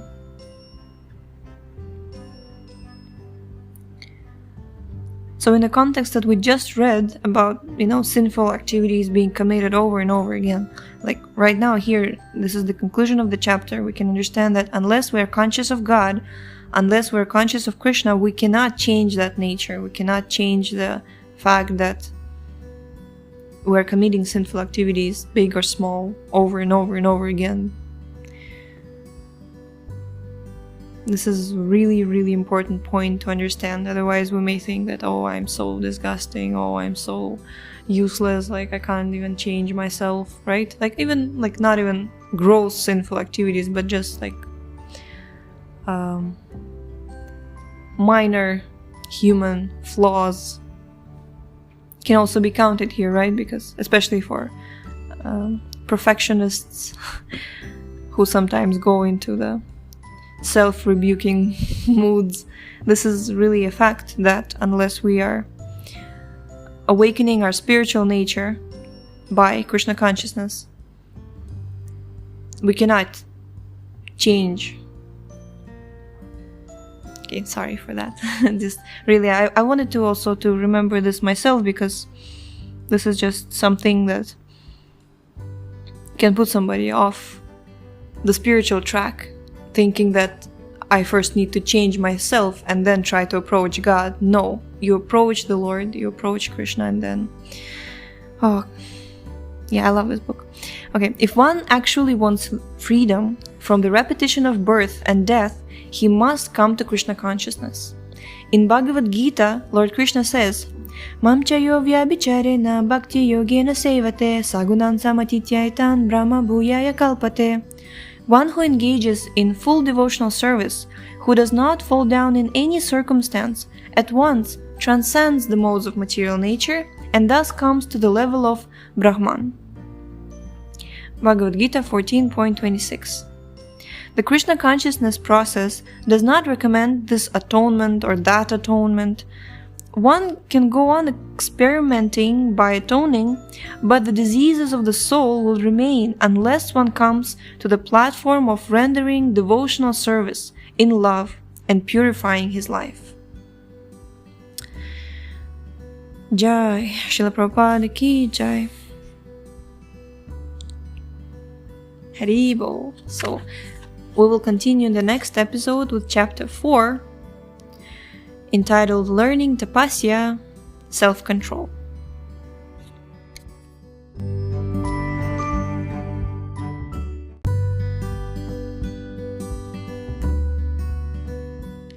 So chapter 4, Learning Tapasya, Self-Control. Page number 52 of the beautiful book, The Matchless Gift by His Divine Grace, Srila A.C. Bhaktivedanta Swami Prabhupada. If one does not come to Krishna consciousness, he may be relieved for the time being from the reactions of sinful activities, but he will again commit transgressions. Therefore, Parikshit Maharaj said, Kvachin nivartate badrat kvachit charati tat punah prayaschitam ato partham. Srimad Bhagavatam 6.1.10. Repetitive sinning and atoning seem to be like nothing but a waste of time. He gave the example of an elephant which cleanses his body thoroughly in a lake or reservoir, but as soon as he comes onto shore, he takes dust and throws it all over his body and immediately becomes dirty again.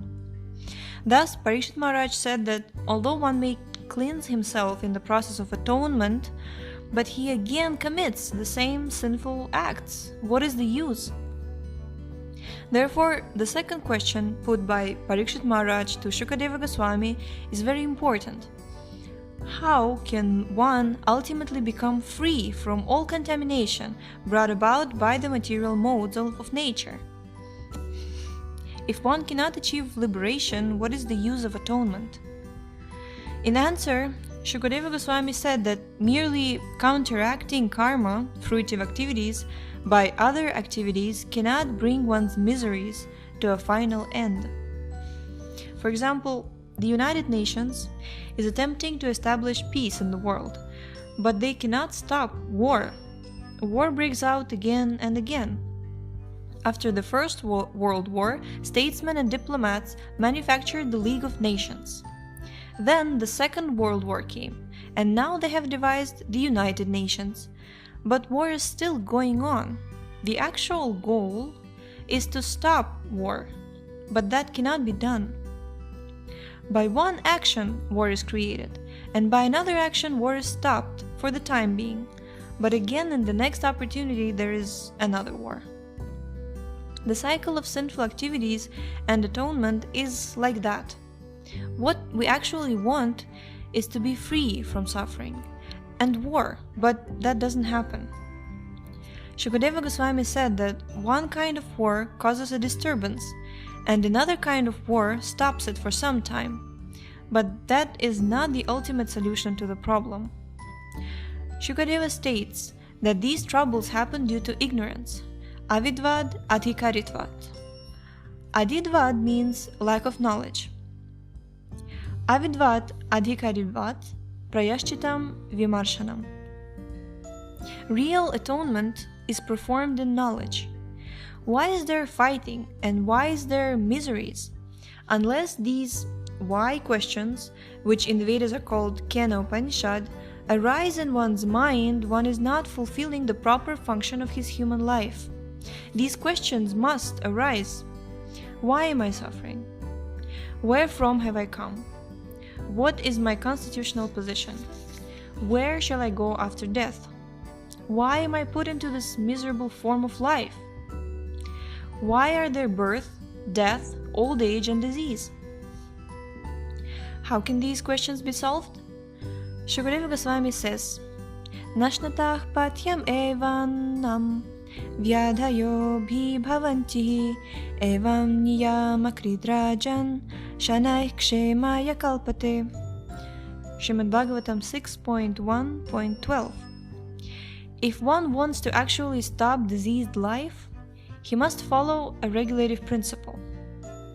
If a person doesn't follow the program given by a physician to cure his disease, he cannot be cured.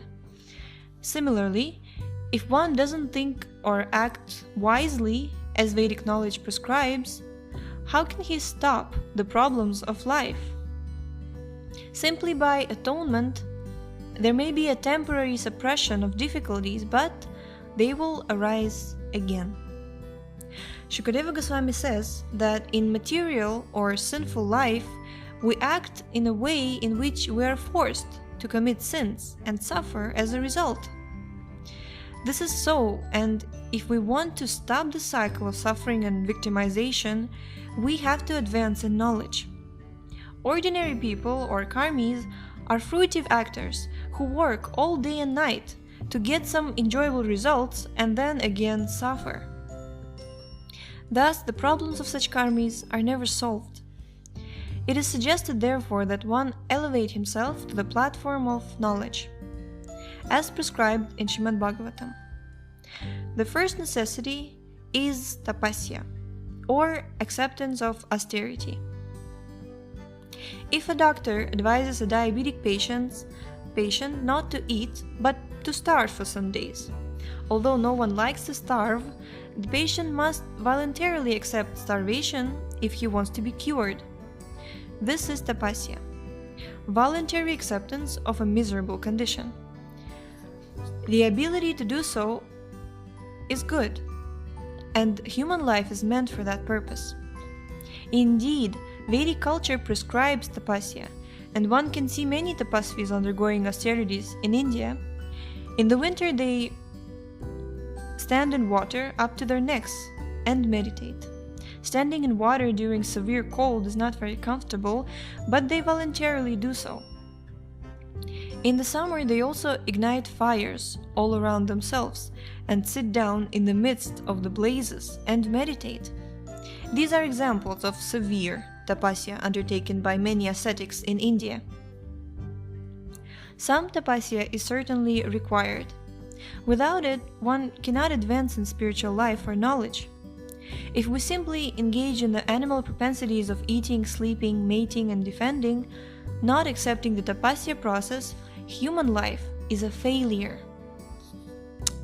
If one wants to become an initiated member of our Krishna Consciousness Society, we first of all ask him to undergo tapasya.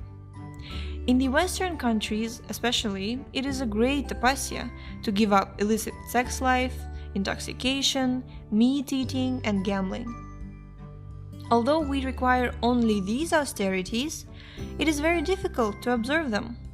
In England, a wealthy aristocrat inquired from a Vaishnava godbrother, "Swamiji, can you make me a Brahmana?" The Swamiji replied, "Yes, why not? You just have to observe these 4 principles: no illicit sex, intoxication, gambling, and meat eating." "Impossible," the Britisher replied. Yes, it is impossible, for in Europe or in America, self-indulgence is the way of life from the very beginning. Indian gentlemen often come to the West to learn these indulgences, and they think themselves to be thus advancing. Indians are automatically taught tapasya through their Vedic culture, but they come to America to forget that culture and accept some other type of culture, accept another type of life. The real fact is, however, that if one wants to advance in spiritual understanding and solve all problems of life, he must accept this life of tapasya, austerity, and restriction. Restriction is for human beings, not for animals. We encounter restrictions daily in our common dealings. We cannot drive a car on the left or run a red light without risking apprehension by the law. If a dog, however, walks on the left side of the street or crosses against the red light, it is not punished because it's an animal. The law, therefore, makes distinctions between human beings and animals because human beings supposedly have advanced consciousness. If we do not follow rules and regulations, we again lapse into animalism. Apparently, propaganda is being made celebrating freedom as opposed to a regulated life. But one who sees things as they are can understand that freedom from all restrictions is animal life. Therefore, Shukadeva Goswami recommends tapasya. If we want actual freedom from the problems of life, we have to accept a life of austerity. Bondage to material life is the only other alternative. What is tapasya? What is austerity? The first principle of austerity is brahmacharya, restricted sex life. The real meaning of brahmacharya is complete celibacy. And according to Vedic culture, in the beginning of life, one should strictly follow the regulations of brahmacharya. When he is grown up, the brahmachari can marry and become grihastha, and as a grihastha, he can have sex. But in the brahmacharya life, strict celibacy is the rule. In the present age, people have become degraded for want of tapasya because they are not taught how to execute tapasvi life. Criticism for its own sake will not do. One must be effectively trained in the life of tapasya.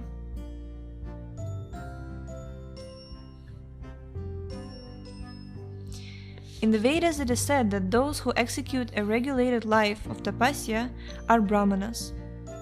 Ekadaksharam gargi vidit vasmal lokat praitisa brahmanah etad aksharam gargya vidit vasmal lokat praitisa kripanah. Everyone is dying, for no one can live here permanently. But one who dies after executing a life of tapasya is a brahmana. And one who dies like a cat or a dog without executing tapasya is called a kripana. These two words are used frequently in Vedic literature, Brahmana and Kripana. Kripana means miser, and Brahmana refers to a liberal, broad-minded person. Brahma Janatiti Brahmana. One who knows the Supreme, the Absolute Truth, is a Brahmana, but one who doesn't know is an animal. This is the difference between animal and man.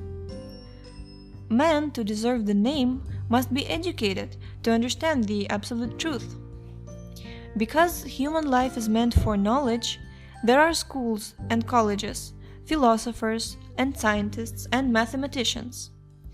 The process of eating, sleeping, mating, and defending need not be taught, for they are learned instinctively. Human life is obviously meant for more.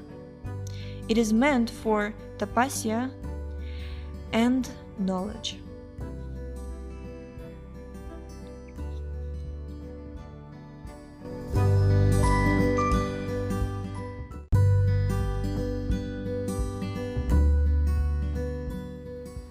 Hare Krishna, and we are back with chapter 4, Learning Tapasya Self-Control, of the beautiful book called The Matchless Gift by His Divine Grace Srila A.C. Bhaktivedanta Swami Prabhupada. Page number 58. There are descriptions in the Vedas of brahmacharya, celibacy, which characterize the beginning of a life dedicated to tapasya. Smaranam kirtanam kelih prekshanam guhya bhashanam sankalpo dhyavasayascha kripa kriya nivrittirevacha. Sridhar 6.1.12. To properly execute celibacy, one should not even think or even talk of sex life. Reading modern literature and newspapers which are filled with sexual material is also against the principles of brahmacharya. Similarly, indulging in sex in any way, looking at and whispering with girls, and determining or endeavoring to engage in sex life are all against the principles of brahmacharya. One executes real brahmacharya when all these activities come to a halt. By austerity, celibacy, and control of the mind and senses, one can advance in pure life. Similarly, advancement can be made through charity properly directed. That is called tyaga, renunciation. If one has $1 million, he should not keep it, but as long as it is within his jurisdiction, he should spend it for Krishna. Money or energy is properly utilized when it is directed to Krishna. As soon as one quits his body, all his monetary resources and everything else that he has collected in connection with his body is finished. For the spirit soul transmigrates to another body, and one does not know where the money which he earned in his previous body is being kept or how it is being spent. A person may leave the world declaring how the money should be spent by his sons or heirs, but even if one leaves millions of dollars, in his next life he has no claim to it. Therefore, as long as it is in one's hand, it is better to spend it for a good purpose. If one spends it for bad purposes, he becomes entangled. But if he spends it for good purposes, he gets good in return. This is very clearly stated in Bhagavad Gita.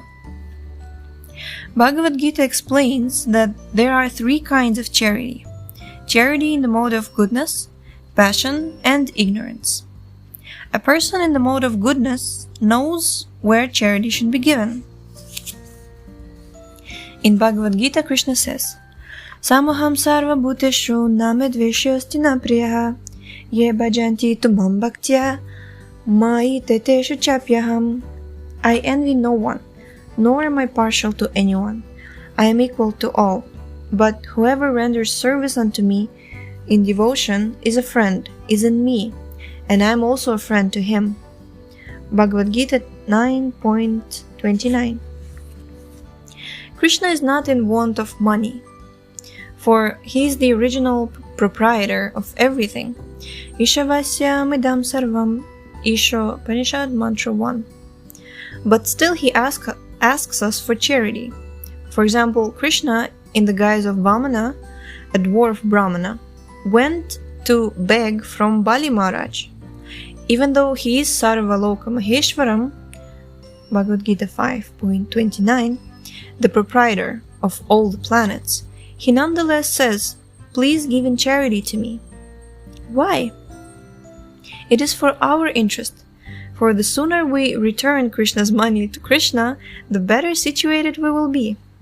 Of course, this may not be very pleasant to hear, but actually we are all thieves, for we have stolen God's property.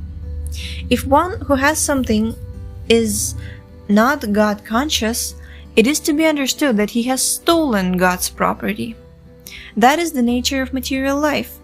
If this is considered thoughtfully, and if one comes to real knowledge, he will realize that if we do not understand God, whose property we're using, whatever we possess is stolen property. It is also stated in Bhagavad Gita that if one does not spend his money for yajna or sacrifice, he is understood to be a thief. Yabungtestena evasa, Bhagavad Gita 3.12. For instance, if one earns a great deal of money but tries to hide it to avoid paying income tax, the government considers him to be a criminal. He cannot say, "I have earned this money, why shall I pay tax to the government?" No, he must pay or risk punishment. Similarly, in the higher sense, everything we have is Krishna's or God's, and it must be utilized in accordance with his desires. We may wish to construct a building, but where do we get the stone, wood, and earth that the construction requires? We cannot artificially produce the wood. It is God's property. We cannot produce the metal. We must take it from the mine, which is also God's property. The earth and the bricks which are made from it are also God's. We simply give our labor, but that labor is also God's property. We work with our hands, but they are not our hands, but God's. For when the power to use the hand is withdrawn by God, the hand becomes useless. We should use this great opportunity, human life, to understand all these points which are mentioned in the authoritative books of Vedic knowledge, like Srimad Bhagavatam and Bhagavad Gita. In the Bhagavatam, Shukadeva Goswami declares that real atonement necessitates thoughtfulness, sobriety, and meditation. Okay, it's just beautiful. Let's read it again. So real atonement necessitates thoughtfulness, sobriety, and meditation. Jai, so it's not just self-hate and pity. Okay, Jai. Actually, I will have a separate episode where I will have reflections on the book. So I will try to keep these thoughts to a minimum. I just really love this. One must consider whether he is the body or whether he is transcendental to the body. And one must try to know what God is. These ideas are to be studied in Krishna consciousness. We should not be frivolous or waste time. If one wants this knowledge, he has to practice austerity, tapasya. And the beginning of tapasya, as already explained, is brahmacharya, celibacy, or restricted sex life. The pivot of material attraction is sex, not only for human society, but for animal society also. Sparrows and pigeons have sex 300 times daily, although they are strict vegetarians, and the lion, which is not a vegetarian, has sex only once a year. Spiritual life is not a question of vegetarianism, but of understanding higher knowledge. When one comes to the platform of elevated knowledge, he naturally becomes a vegetarian. Panditah Samadarshana, Bhagavad Gita 5.18. One who is very highly learned does not distinguish between a learned scholar, a Brahmana, an elephant, a dog, and a cow. He is Samadarshi. His vision enables him to see them all equally. How is this? He does not see the body, but the soul, the spiritual spark, Brahman. He thinks, here is a dog, but it is also a living entity, although by his past karma he has become a dog. And this learned scholar is also a living spark, but he has taken good birth because of his past karma. When one comes to that position, he does not see the body, but the spiritual spark, and he does not distinguish between one living entity and another. Actually, we do not make distinctions between carnivores and vegetarians, for the grass has life, just as the cow or the lamb. A guideline, however, should be the Vedic instruction given in Ishopanishad. Ishavasyam idam sarvam yatkincha jagatyam jagat tena tyaktena bunjitaha magridha kasya svidhanam. Everything animate or inanimate that is within the universe is controlled and owned by the Lord. One should therefore accept only those things necessary for himself, which are set aside as his quota. And one must not accept other things, knowing well to whom they belong. Ishopanishad Mantra 1. Since everything is the property of the Supreme Lord, one can only enjoy what is allotted to him by the Lord, and one cannot touch another's property. According to Vedic life and according to all Vedic scriptures, a man should live on fruits and vegetables, for his teeth are made in such a way that these can be easily eaten and digested. Although it is nature's law that one has to live by eating other living entities, jiva jivasya jivanam, one must use discretion. Fruits, flowers, vegetables, rice, grain, and milk are made for human beings.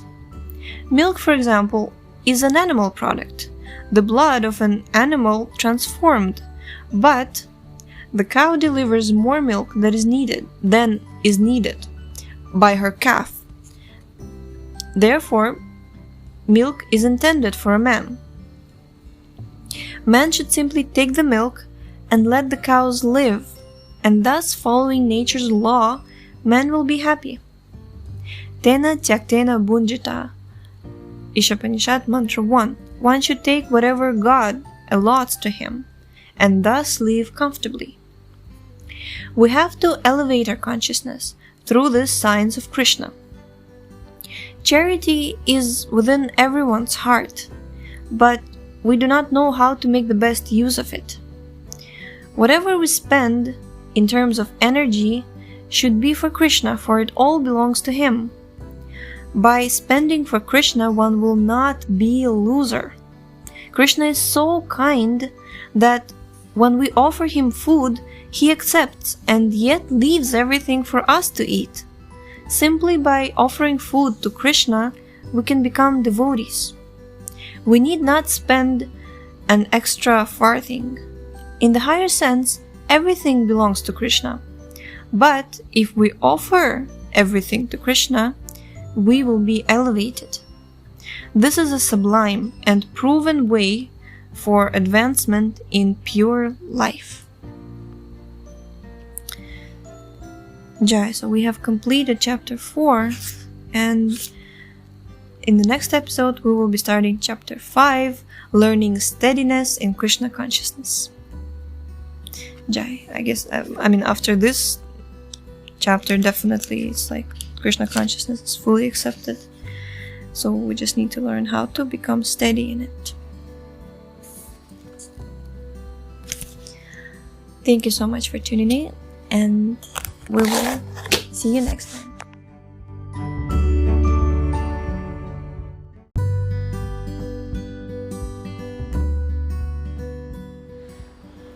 Jai, so we continue on page number 65 of the wonderful book Krishna Consciousness, the Matchless Gift by His Divine Grace Srila A.C. Bhaktivedanta Swami Prabhupada. And we're starting chapter 5, Learning Steadiness in Krishna Consciousness. When one reaches the topmost position of material opulence, the tendency for renunciation is natural. There are two tendencies in this material world: bhoga, sense enjoyment, and tyaga, renunciation of this material world. Without guidance, however, one does not know how to renounce. First of all, one wants to enjoy, and when he is frustrated in enjoyment, he wants to renounce. Again, when he is tired of renunciation, he enjoys, like a clock pendulum, which swings from side to side. We are thus all vacillating from the platform of enjoyment to the platform of renunciation, and back again. Karmis, fruitive workers, try to enjoy this world and reap the fruits of it. Consequently, they are constantly traveling on expressways all day and night to engage in material enjoyment. On the other hand, there are others, predominantly the discontented youth, who doesn't want any part of it. Thus, the world contains those engaged in bhoga and those engaged in tyaga. However, we will not be happy by following either of these paths because it is not our proper position to either enjoy or renounce. Since everything belongs to Krishna and nothing belongs to anyone else, whatever we possess is actually Krishna's property. Ishavasyam idam sarvam. Ishapanishad Mantra 1. Since we have not produced the trees, plants, waters, or the land, we cannot claim them. Since we actually have nothing, we can renounce nothing. Or, as it is said, naked we come into this world and naked we go out. In the interim, we falsely claim, this is my country, this is my home, this is my wife, these are my children, this is my property, this is my bank balance, etc. Such claims are false, because when we come into the world, we come in empty-handed, and when we go out empty-handed. What then is the meaning of bhoga and tyaga? In the light of the actual facts, they have no actual meaning. Bhoga is thievery, and tyaga, renunciation of what never belonged to us, is a form of lunacy.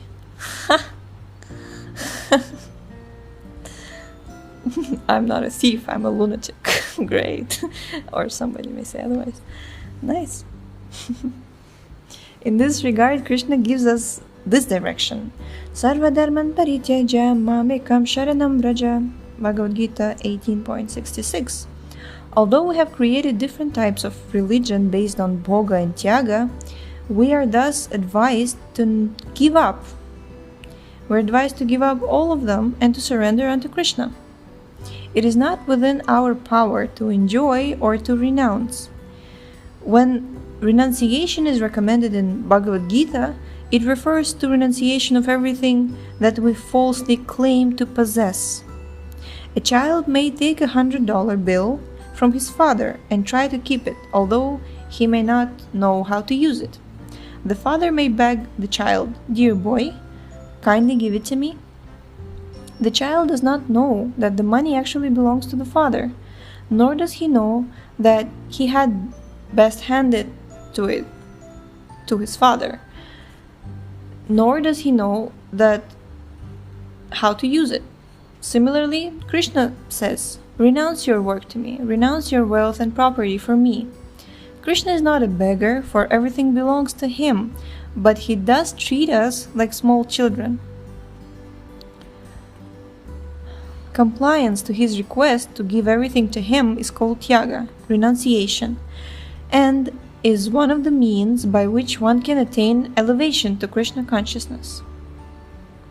Austerity, celibacy, equanimity, and charity are all required for realization of the ultimate absolute truth. Krishna consciousness is not concerned with the relative truth, but with the absolute. In Srimad Bhagavatam, Vyasadeva offers his obeisances to the supreme absolute truth. Satyam Param Dhimahi. Srimad Bhagavatam 1.1.1. He offers his respects, but not to the relative categorical truths, but to the summum bonum, the absolute truth. It is the duty of Brahmanas to practice those qualities by which the absolute truth can be realized. Brahmanas must be qualified by practicing cleanliness, truthfulness, control of the mind and senses, simplicity, and by cultivating faith in the Vedas and particularly in Bhagavad Gita. When Krishna says, "I am the Supreme Lord," we have to accept him with faith, not foolishly, but with full knowledge, and practically apply this acceptance in our daily life. A Brahmana is not created by birth, but by education, practice, and knowledge. It is not a question of birth, but quality, as pointed out by Krishna in Bhagavad Gita. Chaturvanyam maya shrishtam guna karma vibhagasha tasya kartaram apimam vidyakart Avektaram Avyayam. According to the three modes of material nature and the work ascribed to them, the four divisions of human society were created by me. And although I am the creator of the system, you should know that I am yet the non-doer, being unchangeable. Bhagavad Gita 4.13. One must not have only the qualities of a Brahmana, but one should also work as a Brahmana, for one's qualities are tested by his work. If one is a qualified engineer, but simply sits down at home and doesn't work, what is his value? Similarly, unless one works as a Brahmana, there is no value to his simply saying, I am a Brahmana. One must therefore work as a Brahmana by fully engaging in the service of Param Brahman, Krishna, the Supreme Brahman. How can service to the Absolute Truth be executed? Yamena niyamena cha. The practice of yoga, or linking to the Supreme, is based on the principle of regulation and control. Regulation cannot be executed without control. Therefore, one must be thoughtful and purify himself. If one wants to pass an examination, he has to go to school, follow the principles of the school, and take some pains in his study, and then gradually he comes to be successful. If he plays all day on the street, how can he expect success? Therefore, in the process being explained by Shukadeva Goswami, the first necessity is tapasya, austerity. Even if austerity and brahmacharya are painful, because we want to be unrestricted, as soon as we are regulated, what appeared to be painful is in practice not painful. There are two classes of men, those who are sober, dhira, and those who are extravagant, adhira. When one, in spite of provocation, or in spite of the presence of a source of mental agitation, can remain steady in his position, he is called dhira. An example of a dhira is given by Kalidas Pandit, a great Sanskrit poet who wrote a book called Kumara Sambhava, wherein he has given an example concerning Lord Shiva. It appears that when the demigods were fighting the demons and were being defeated, they decided that they could be saved by a commander-in-chief born from the semina of Lord Shiva. Lord Shiva, however, was in meditation, and to acquire the needed semina was very difficult. They therefore sent Parvati, a young girl, who appeared before Lord Shiva and worshipped his genitals. Although this young girl sat before Lord Shiva and touched his genitals, Lord Shiva was steady in meditation. Kalidas says, here is an example of a dhira. For despite a young girl's touching his genitals, he was undisturbed. Similarly, someone sent a young prostitute to disturb Haridas Thakur, and upon hearing her appeals for intercourse, Haridas Thakur said, yes, your proposal is very nice. Please sit down and let me finish my chanting, and then we shall enjoy. Morning came, and the prostitute became impatient. But Haridas Thakur replied, I am very sorry, I could not finish my chanting. Come tonight again. The prostitute came for 3 nights, and on the 3rd night she fell down at his feet, confessed her intentions, and pleaded with him. I was induced to perform this act by a man who is your enemy. Kindly excuse me. Haridas Thakur then replied, I know all about that, but I allowed you to come here for 3 days so that you could be converted and become a devotee. Now take these chanting beads and go on chanting. I am leaving this place. Here is another example of a dhira who has control over his body, deha, words, vaj, and intelligence, buddhi. One's body, words, and intelligence should be controlled by one who is dhira, or who actually knows the principles of religion. We have been continuously committing sinful activities since time immemorial, and we do not know when this began, but this life is meant for rectification of all the mistakes that we have committed. If one sets fire to unwanted grass and creepers in a field, they will all be burned. Similarly, by the process of austerity and penance, one can liquidate all sinful activities and become purified. But Shukadeva Goswami suggests an alternate process.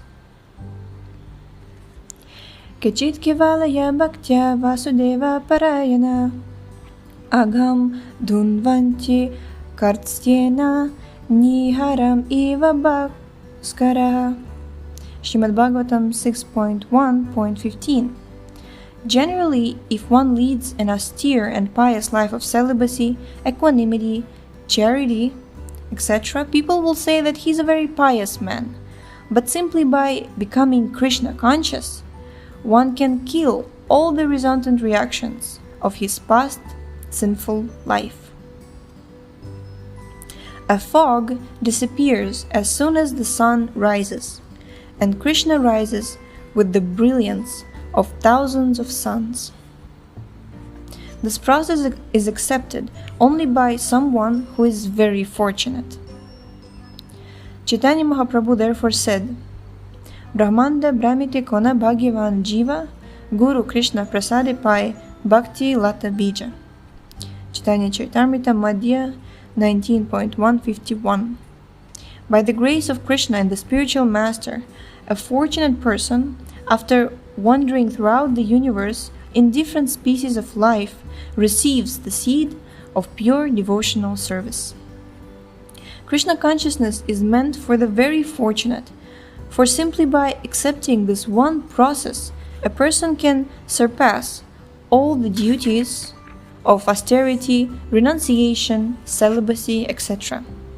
Shukadeva Goswami declares, Kechit kevalaya bhaktya.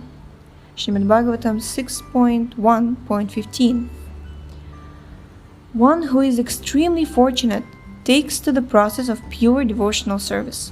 Kevala bhakti refers to pure, unalloyed devotional service, in which there is no desire but to please Krishna. One should not render devotional service just to increase his income. We want money to become happy, but if we take to Krishna consciousness, automatically we will become so happy that we will neglect money. Money will automatically come, happiness will come. There is no need to endeavor for these things separately. It was Dhruva Maharaj who lamented, "How foolish I was that I took to devotional service with a desire for material profit." Ordinarily, for material profit, one goes to his boss or some rich man or demigod, but a devotee does not go anywhere but to Krishna, even if he has some material desires. If one goes to Krishna even for material advantages, the day will come when he forgets material desires. Just like Dhruva Maharaj, he was repentant and said, "I came to Krishna and asked for something material." Just like one who has pleased a very rich man and who asks him only for a few grains of rice. If a rich man agrees to give us whatever we want, but we ask him only for a few grains of rice, is that very intelligent? Asking Krishna for material benefit is exactly like this. One need not ask Krishna extraneously for material happiness, for material happiness will automatically roll before his very feet pleading, "Please take me, please take me." Those who are practicing Krishna consciousness are not in need of the material opulences, wives, children, happiness, home, for all is acquired automatically by the grace of Krishna. There is no need to ask Krishna for these material things, but one should simply request him, "Please engage me in your service." In Bhagavad Gita, Krishna also promises that if one engages in his service, he will supply what is needed and preserve whatever is already possessed. One of his final instructions to Arjuna indicates total dependence on him. Cetasa sarva karmani mai sanyasya matparaha buddhi yogam upashritya machitak satatam bhava. In all activities, and for their results, just depend upon me and work always under my protection. In such devotional service, be fully conscious of me. Bhagavad Gita 18.57. Jai! We have completed this wonderful, beautiful chapter, learning steadiness and Krishna consciousness. And in the next episode, we'll continue with the next chapter, chapter 6, Transcending Designations and Problems. Jai. Thank you so much for tuning in, and we'll see you next time. Hare Krishna.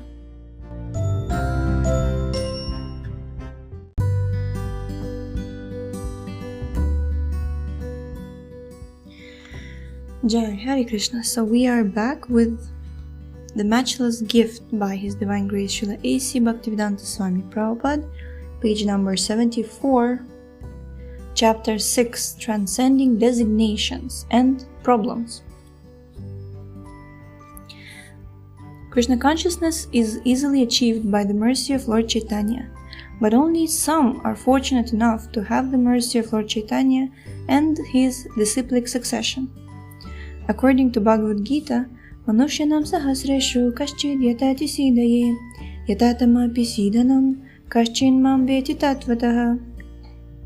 Out of many thousands among men, one may endeavor for perfection, and of those who have achieved perfection, hardly one knows me in truth.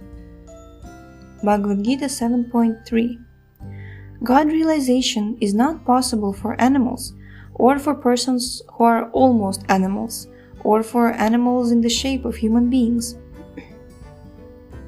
Contemporary civilization is by and large an assembly of animals, because, as stated before, it operates on the basis of the animal propensities. The birds and beasts arise early in the morning and busy themselves trying to find food and sex and trying to defend themselves. At night, they look for shelter, and in the morning they fly to a tree to find nuts and fruits.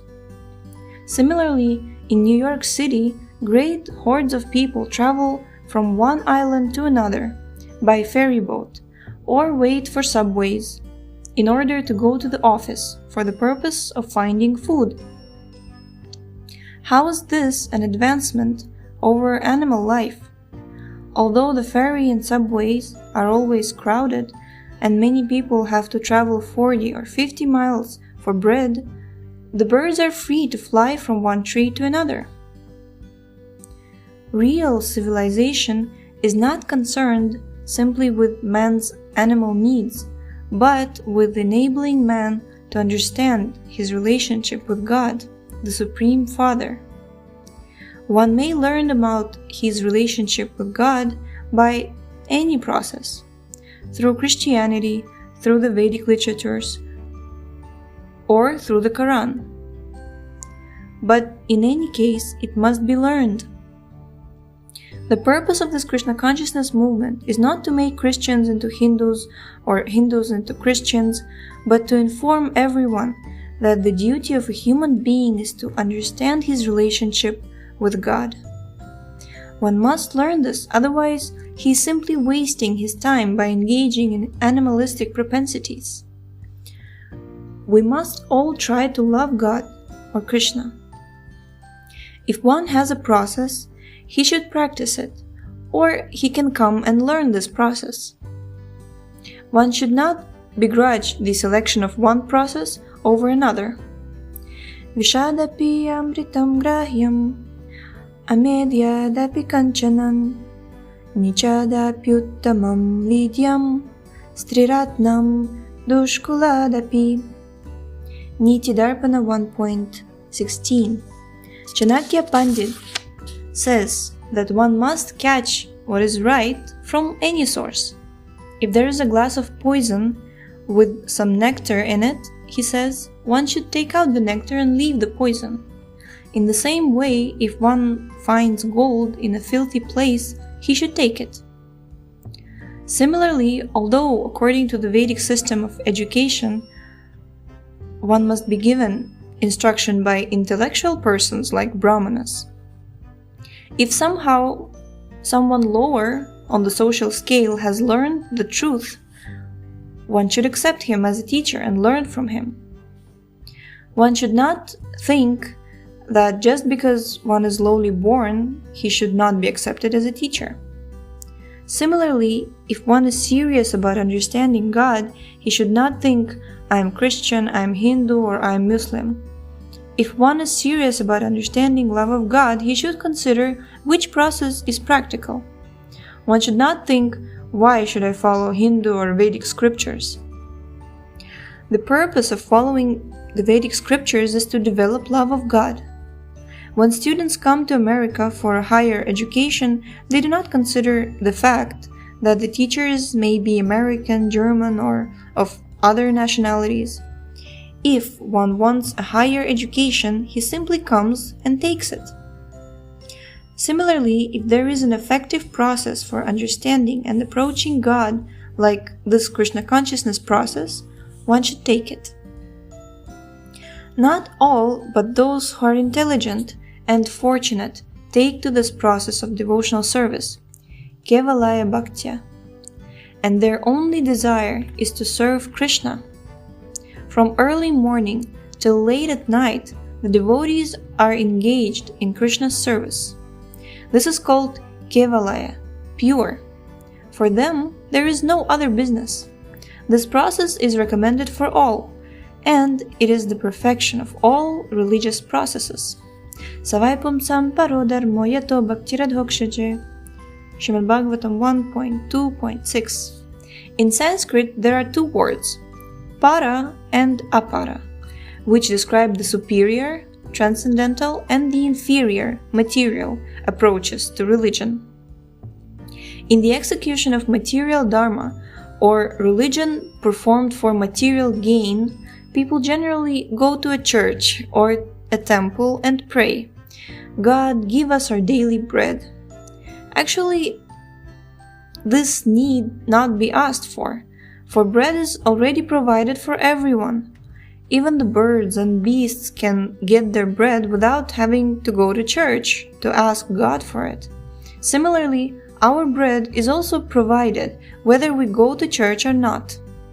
That is not a problem, for no one is dying in the streets of starvation, nor do we find a bird, beast, or even an ant dying of starvation. Food is there, and one need not bother about it. If the brain should he be taxed, it should be taxed for Krishna or God. This is the proper utilization of time. There is no scarcity of bread in the kingdom of God. Tasyaiva hito prayate tako vidana labhyate yat brahmatam uparyadaha. Srimad Bhagavatam 1.5.18. Srimad Bhagavatam says that one should try to attain that which cannot be attained by traveling all over the universe. What is that? Kevalaya bhaktya, pure devotion. By God's arrangement, there is sufficient food, land, and prospects for food on this planet. But we have arranged things in such a way that in one part of the world, people are suffering, and in another part of the world, they are throwing grains in the ocean. The Vedas say, Eko bahunamyo vidadhati kaman. The Supreme Person is supplying food to many living entities. The difficulty in this material world is that we take more than we need and thus create our own problems. Problems are created by men, led by the so-called politicians. According to nature's way or God's way, everything is complete. Everything is complete. According to Shri Ishopanishad, Om Purnamadah Purnamidam Purnat Purnam Muchadachyate Purnasya Purnamadaya Purnameva Vashishyate. Ishopanishad Invocation. The personality of Godhead is perfect and complete, and because of this, all emanations from Him, such as this phenomenal world, are perfectly equipped as complete wholes. whatever is produced of the complete whole is also complete in itself. Because he is the complete whole, even though so many complete units emanate from him, he remains the complete balance. Shri Upanishad Invocation. God is complete, his creation is complete, and his arrangements are complete. But we are creating disturbances. Real education is that which makes people Krishna conscious, so that they will properly utilize the resources of the earth and stop creating disturbances. It is not possible to solve problems by passing resolutions in the United Nations. One must know the actual method of solving problems. Shukadeva Goswami says that simply by pure devotional service, one can solve the problems of life. Who can do this? It is not possible for an ordinary man, but for those who are Vasudeva Parayana, devoted to Lord Krishna, Vasudeva. Only those whose concern is to satisfy Krishna and who take to pure devotional service can solve the problems of life. Agham Dhunvanti. As already explained, problems are created by sinful activities. Although there is enough food, everyone stocks more than is needed in order to make a profit or simply in order to hoard. In 1942, in India, there was an artificial famine created by people gathering money and stocking it unnecessarily. Wealthy man collected rice which was selling at 6 rupees a pound. And suddenly, within a week, the price rose to 50 rupees per pound. Consequently, no rice was available in the market, and the people went hungry. An American gentleman present at the time remarked, "If people in our country were starving in this way, there would have been a revolution." The people in India, however, are so trained and cultured that in spite of this artificial famine, they did not revolt but preferred to die peacefully. Goodness gracious. Of course, this is only one instance, but it shows how problems are not created by men.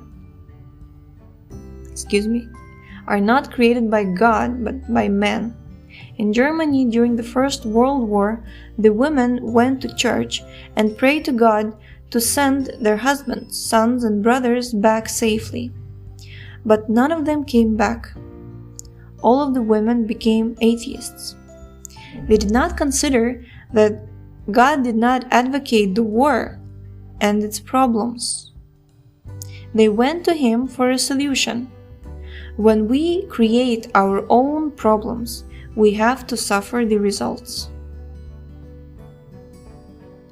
It is a fact, however, that the problems of one who takes to the shelter of Krishna, God, are solved. For this reason, if for none other, one should apply his devotional service to Vasudeva, the Supreme Personality of Godhead. Vasudevi Bhagavati Bhakti Yogah Prayojitah. If one engages in devotional service to Vasudeva, he will receive the highest knowledge without delay. Janayat Yasu Vairagyam. The words Jnana Vairagyam refer to that knowledge by which one becomes detached from material allurement. The word Jnana means knowledge, and Vairagyam means detachment. Both knowledge and detachment are required in this human form of life. One should know, I am spirit soul, I have nothing to do with this material world, but because I have a desire to enjoy it in different ways, I am transmigrating from one body to another. I do not know when this began, but it is still going on. This is real knowledge. To be knowledgeable, one must understand his constitutional position and realize how he is suffering in this material world. That perfection of knowledge comes when one becomes Vasudeva Parayana, devoted to Lord Vasudeva. In Bhagavad Gita, Lord Krishna tells Arjuna, Bahunam janmanam ante gyanavan mam prapadyante Vasudeva sarvamiti samahatma sudurlabha.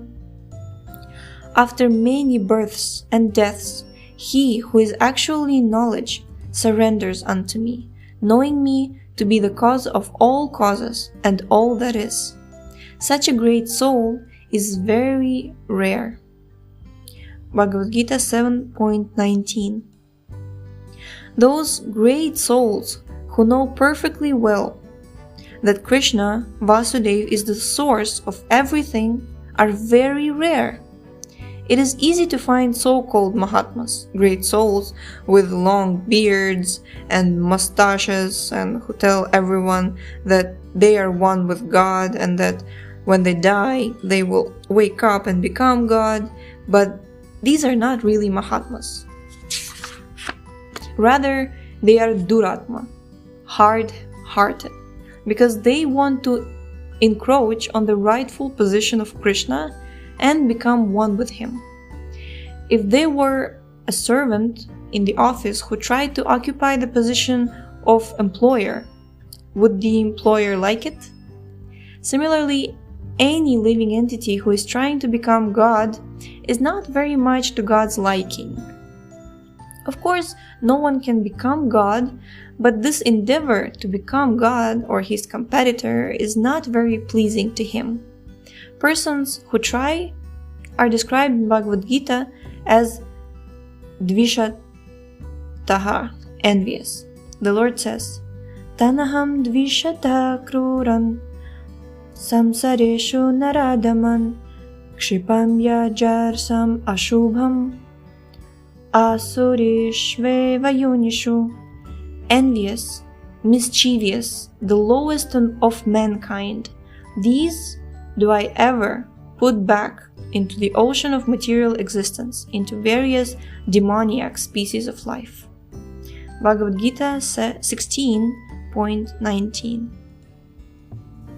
They are put into hellish conditions because they are trying to occupy God's position. They are envious of God's position.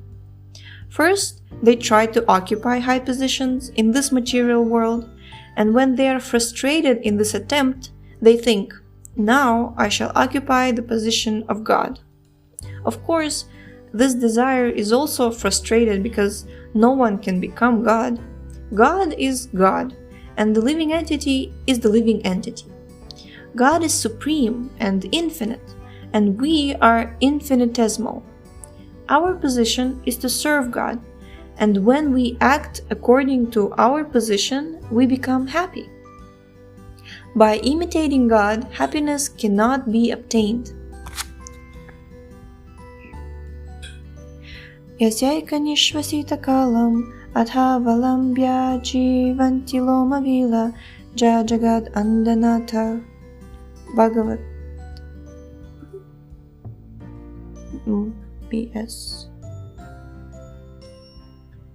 BS 5.48.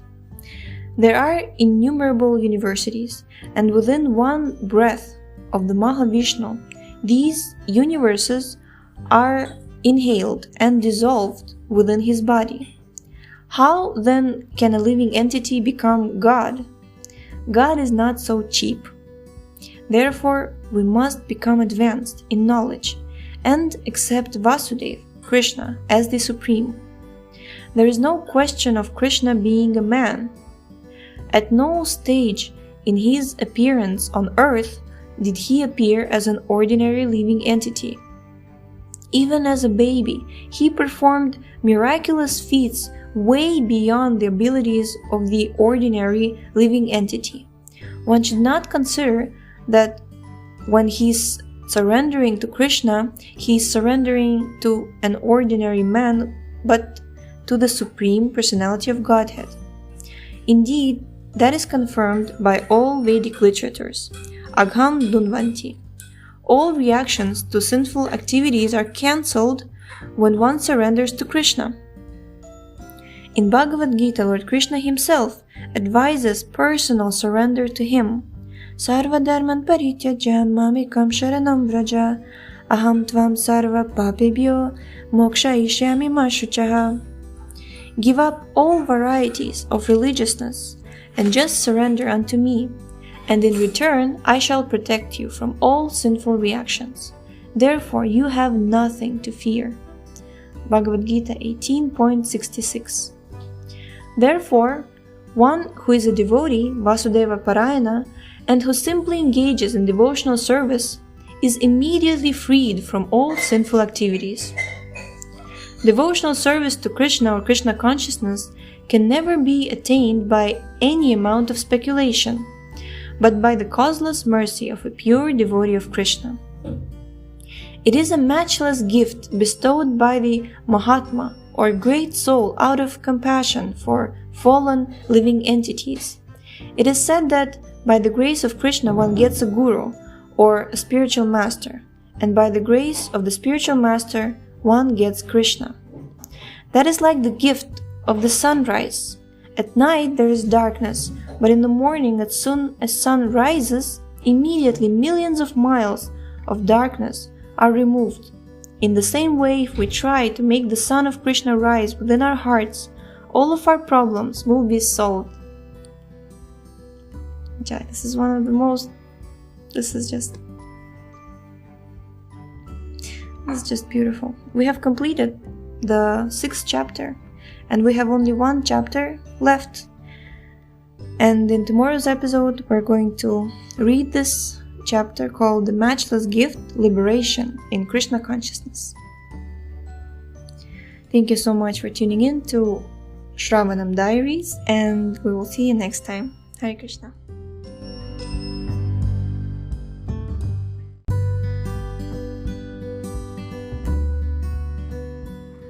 So page number 85 of the 7th chapter of the Matchless Gift by His Divine Grace Srila A.C. Bhaktivedanta Swami Prabhupada. If we simply worship the original person, Adipurusham, we need not fear being misled by anyone. Sridhar Swami, the original commentator on Srimad Bhagavatam, explains that one can reach the perfection of life simply by devotional service, Kevalaya Bhaktya. One need not be dependent on any other process. Shukadeva Goswami says that one can put an end to material life by one stroke, Kevalaya. There is no need to undergo severe penance and austerity, practice celibacy, control the mind and senses, give in charity, perform great sacrifices, and become very truthful and clean. Simply by one stroke, by accepting Krishna consciousness, one immediately rises to the highest position. By just taking to Krishna consciousness, one develops all transcendental qualifications. The goldsmith uses a small hammer and taps the gold many times, but the blacksmith uses a large hammer, and with one stroke his job is finished. This is the blacksmith's method. We take the big hammer of Bhakti Yoga and finish all material life. There is no need to undergo the many lesser disciplines, nor to follow any other process. In actuality, there is no possibility of even following the other Vedic processes to perfection. For instance, the Hatha Yoga process would say, you have to become a strict brahmachari and sit in the forest with your body at the right angle to the ground, pressing your nose with your finger to 6 months. Who could follow such an instruction? Since such a method is not practical in this present age, the goldsmith method has to be discarded.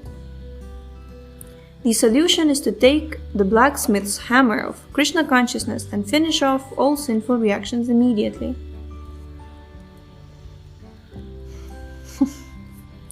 Pressing your nose with your finger for 6 months. Great.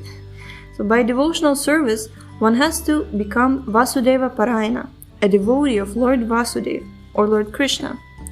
In other words, we have to listen how to become lovers of Vasudeva. If the world takes up this Krishna consciousness, the planet is certain to be peaceful.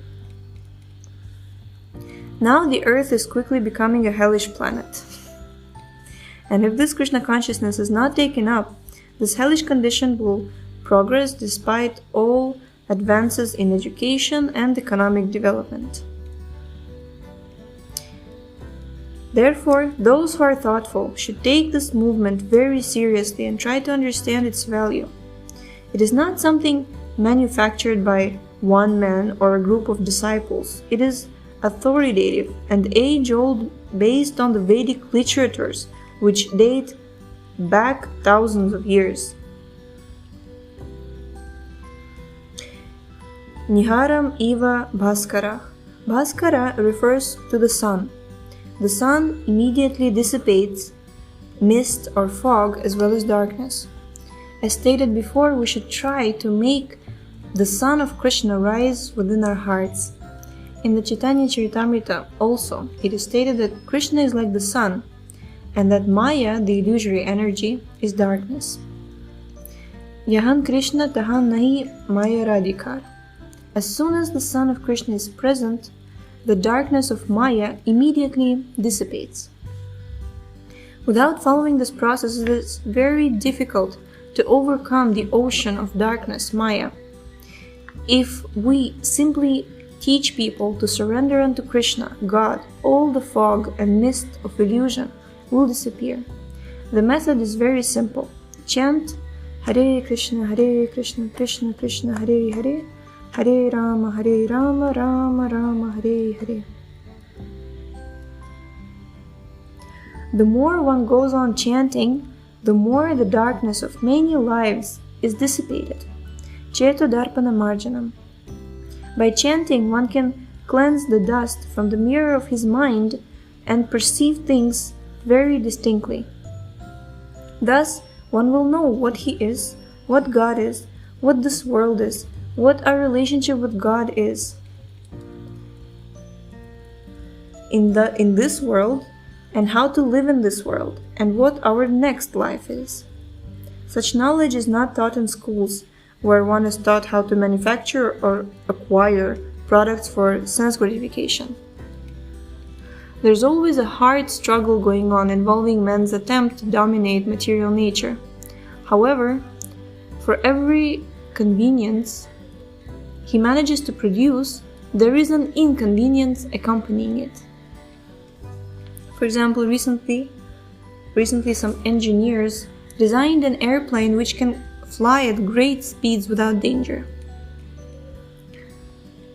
When the plane flies, however, it breaks windows all over the city.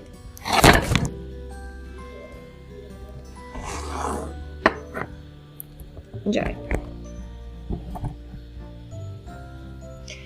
Our time is thus being wasted in constructing so many devices which give us temporary and artificial convenience at the price of a proportionate amount of inconvenience.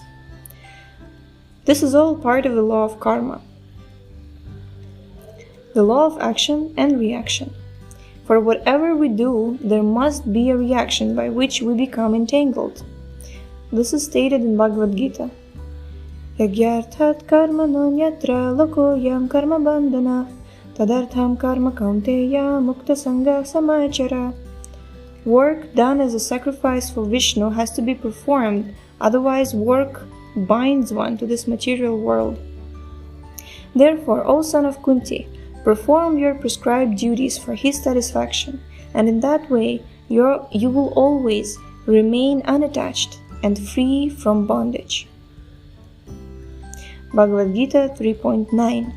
When one acts for sense gratification, work entangles him, whether the work be good or bad. But if one works for Krishna, yagyarthat karmano, he will be free, regardless of the possible desirability of his work. Not only does Shukadeva Goswami recommend unalloyed devotional service, but he further says that by devotional service, one's sinful activities will be negated. Every one of us is more or less sinful. For if we were not sinful, we would not have been put into material bodies. As soon as one is free from sinful life, he is liberated and transferred to the spiritual world in a spiritual body. The whole process is to cleanse oneself from the contamination of sinful or material life. Shukadeva Goswami said, "My dear king, those who are sinful can become purified from contamination by tapa adibhi, practicing austerity." Shukadeva also said, however, that no one can become completely purified by executing this process of austerity. There are many examples of yogis who practiced austerities but did not emerge completely pure. Vishwamitra Muni, for example, was a kshatriya who wanted to become a Brahmana and therefore began to practice austerity. Later on, however, he became a victim of Menaka, a society girl of the heavenly planets. Because Vishwamitra was not pure, he became entangled with her and begot a child. Therefore, it is said that even if one performs austerities and penances, worldly circumstances are so implicating that somehow or other they will involve one again and again in the material modes of nature. There are many examples of sannyasis who give up the world, renouncing it as false, saying, "Let me turn to Brahman." But they again become entangled in the work of the world when they set up hospitals and perform philanthropic work and welfare activities. If the world is false, why are they attached to welfare activities? The philosophy of Krishna consciousness maintains that this world is not false, but that it is temporary. God created this world, and He is true. So how can His creation be false? Because this is the creation of God. God is the absolute truth. Thus, this creation is also true. We simply see it otherwise due to illusion. The world is a fact, but it is a temporary fact. A person may claim something within this world to be his property, but that is a false claim. It is a fact that it is someone's property, but it is God's property. Ishavasyam idam sarvam. This does not mean, however, that the property is false. What is false is the claim to the property, which is based upon a puffed up, false consciousness that the individual is the proprietor, the master, or God. Everyone desires to be master or proprietor of something, then minister, then president, and then God. When everything else fails, the living entity wants to become God. The tendency is there to want to become the greatest of all, but the fact remains that God is the greatest and the living entity is small compared to Him. The smallest is not false, and the greatest is not false, but when the small thinks that he is great, that is false. We understand that Vedic literature explains Brahman, or the spirit, as Anor Aniyamsham, smaller than an atom, and Mahato Mahiyamsham, greater than the greatest. As far as we can conceive, the space which contains the universe is the greatest, but Krishna has shown millions of universes in his mouth. The greatness of God cannot be comprehended by the living entities, who are part and parcel of God. As living entities, we are very minute, infinitesimal, and God is infinite. Indeed, the magnitude of the individual spirit soul is so microscopic that it cannot be seen. One cannot even imagine it with his material senses. Therefore, it is said that the spirit soul is smaller than an atom, Anor Aniyamsham. Since the living entities and Krishna, the Supreme Lord, are both spirit, they are qualitatively one. Quantitatively, however, the Lord is great and the living entities are small. This fact can be accepted immediately on the basis of Vedic information. In Brahma Samhita it is stated, Yasyaikaneshvasitakalamatavalambya jivanti loma vilaja jagadandanatha. Many millions of universes come out of God's body when He exhales, and then they again disappear when He inhales. Simply by His breathing, millions of universes are created and dissolved.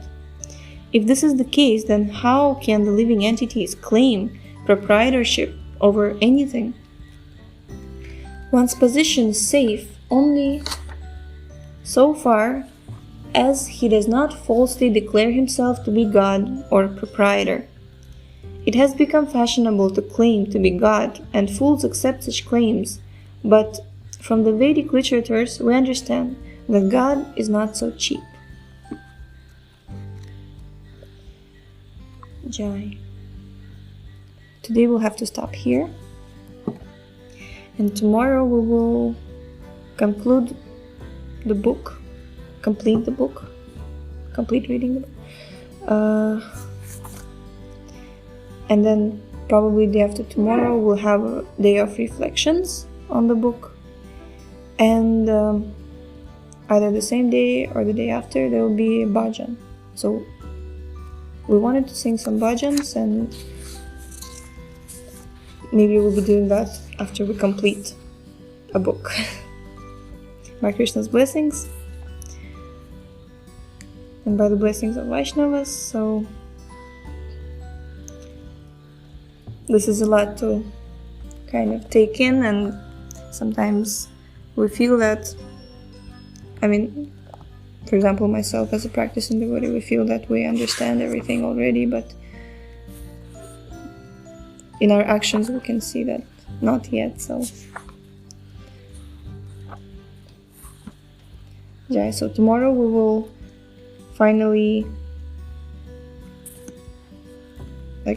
come to know what exactly contains or what exactly means by this matchless gift, and it's going to be a very grand finale of the book. So see you tomorrow. Hare Krishna. Thank you so much for tuning in.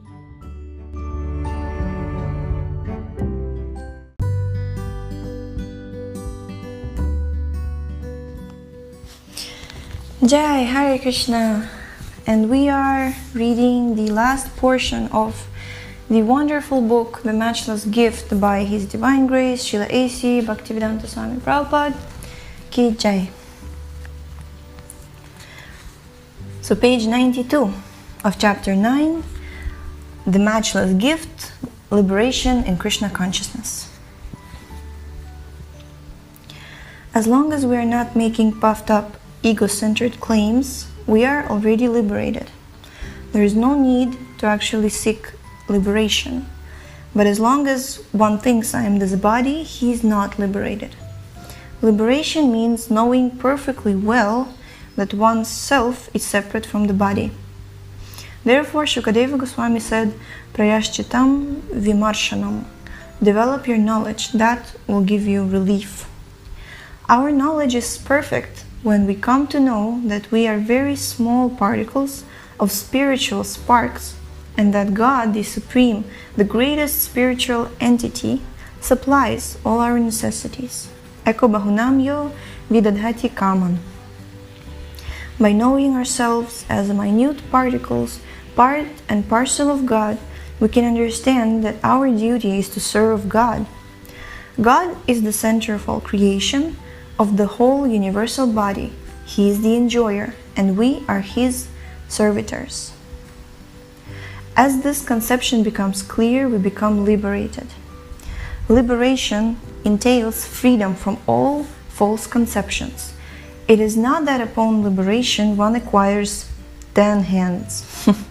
In Srimad Bhagavatam, liberation is defined as muktir hitvanyatha rupam. Mukti means to give up, and anyatha rupam denotes a false conception of life. This is to say that when one is situated in his original constitutional position, having given up all false notions, he is liberated. It is also said in Srimad Bhagavatam that by the acquisition of knowledge, one becomes liberated immediately. That knowledge can be very easily acquired, for it is simple. God is great, and we are very small. He is the supreme proprietor supplying all necessities, and we are his servants. Who can challenge this? It is a fact. We are simply under the false impression that we are this or that. And this leads us to the ultimate false impression that we are God. Yet, we do not consider what manner of God we are. A small bodily disorder will send us to the physician. One who claims to be the supreme, therefore, should be understood to have fallen to the last snare of Maya. One who is thus fallen cannot ever be liberated, for he is bound by false impressions. Only when one has attained proper knowledge can he actually be liberated. The stage of liberation is also called the Brahma Bhuta stage. One who has attained this stage is characterized by Sri Krishna in Bhagavad Gita in this way: Brahma Bhuta prasannatmana shochatina kankshati samah sarveshu bhuteshu madbhaktim labate param. One who is thus transcendently situated at once realizes the Supreme Brahman. He never laments or desires to have anything. He is equally disposed to every living entity, and in that state he achieves pure devotional service unto me. Bhagavad Gita 18.54. The joy which follows realization arises from understanding. I was illusioned by false notions for so long. What a fool I was! I was thinking that I was God, but now I can understand that I am God's eternal servant. Upon gaining such realization, one attains liberation and becomes prasannatma, or jolly, for this is the constitutional position of the living entity. There is no lamentation when one is in pure consciousness, for he knows that he is a small part, a spiritual spark, protected by the Supreme Lord. Where then is the scope for lamentation? A small child feels free as long as he knows that his father is there. He thinks, my father is standing by me, so I'm free. No one can harm me. Similarly, when one surrenders to Krishna, he has complete faith that he is not in danger because Krishna is protecting him. One who is thus surrendered to Krishna is not subject to lamentation or desire, whereas one who is not God conscious simply hankers and laments. He hankers for that which he does not possess, and he laments for that which he did possess but lost. A God-conscious person is not subject to such misery. If something is lost, he knows that it is God's wish, and he thinks, God desired this, so it is all right. He does not desire anything, for he knows that all his necessities are being provided by Krishna, the Supreme Father. As soon as one understands his relationship to God, he realizes universal brotherhood, for he understands that all men and animals, indeed all life itself, are all parts of the Supreme Whole, and are therefore all equal. Seeing this, one does not envy, exploit, or trouble another living entity. Jai, isn't that beautiful? One does not envy, does not exploit, and doesn't trouble another living entity.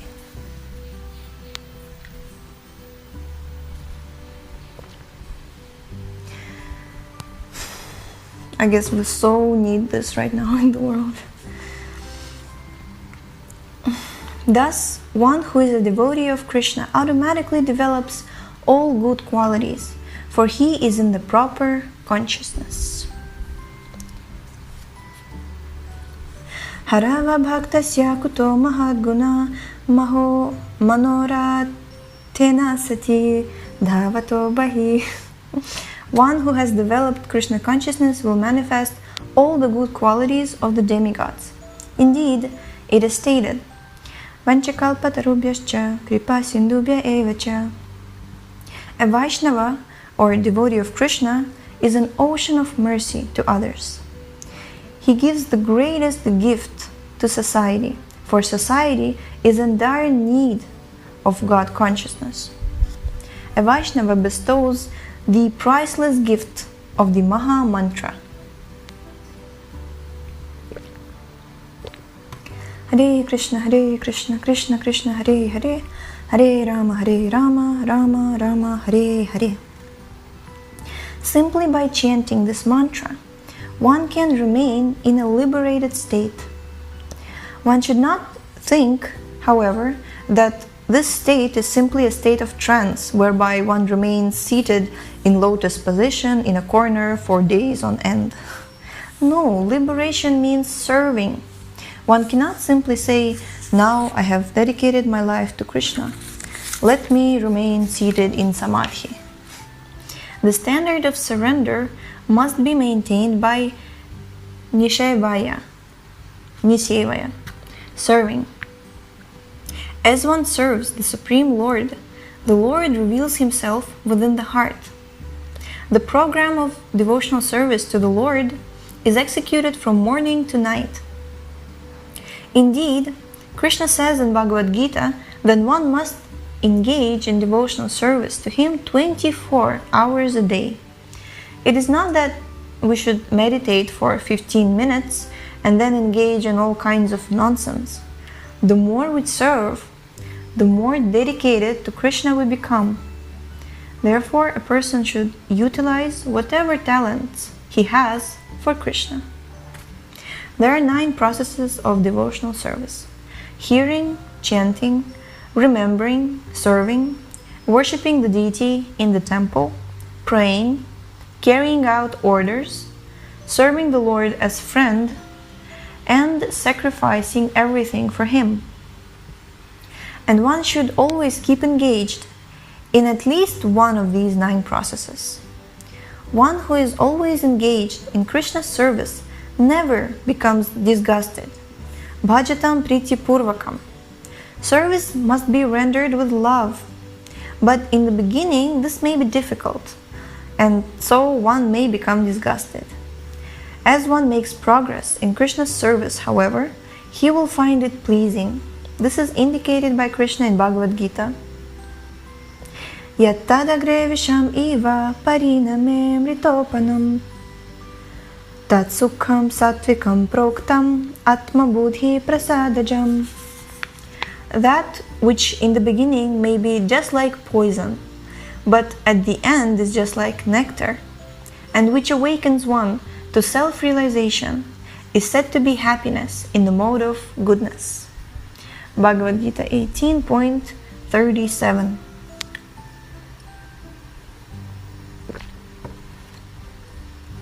Once one has attained the spiritual platform, it is material service that automatically becomes disgusting. For example, if one chants Hare Krishna throughout his life, he will not grow tired of the names. But if one chants a material name over and over, he will soon become disgusted. The more one chants the names of Krishna, the more he becomes attached. Thus, service by Shravanam and Kirtanam, hearing and chanting about Krishna, is the beginning. The next process is Smaranam, always remembering Krishna. When one is perfect in chanting and hearing, he will always remember Krishna. In this 3rd stage, he becomes the greatest yogi. Nor is the process in Krishna consciousness ever lost. In the material world, if one begins to construct a factory but does not complete it, the factory is useless for all intents and purposes. If the construction is stopped and the building half finished, whatever money is invested in is lost. This is not the case with Krishna consciousness. For even if one does not come to the perfectional point, whatever work he does is his permanent asset, and he can begin from that point in his next life. Krishna also confirms in Bhagavad Gita that one who begins Krishna consciousness cannot lose anything. Nihabhikramanaşosti pratyavayo navidyate svalpam apyasya dharmasya trayate mahato bhayat. In this endeavor, there is no loss or diminution, and a little advancement on this path can protect one from the most dangerous type of fear. Bhagavad Gita 2.40.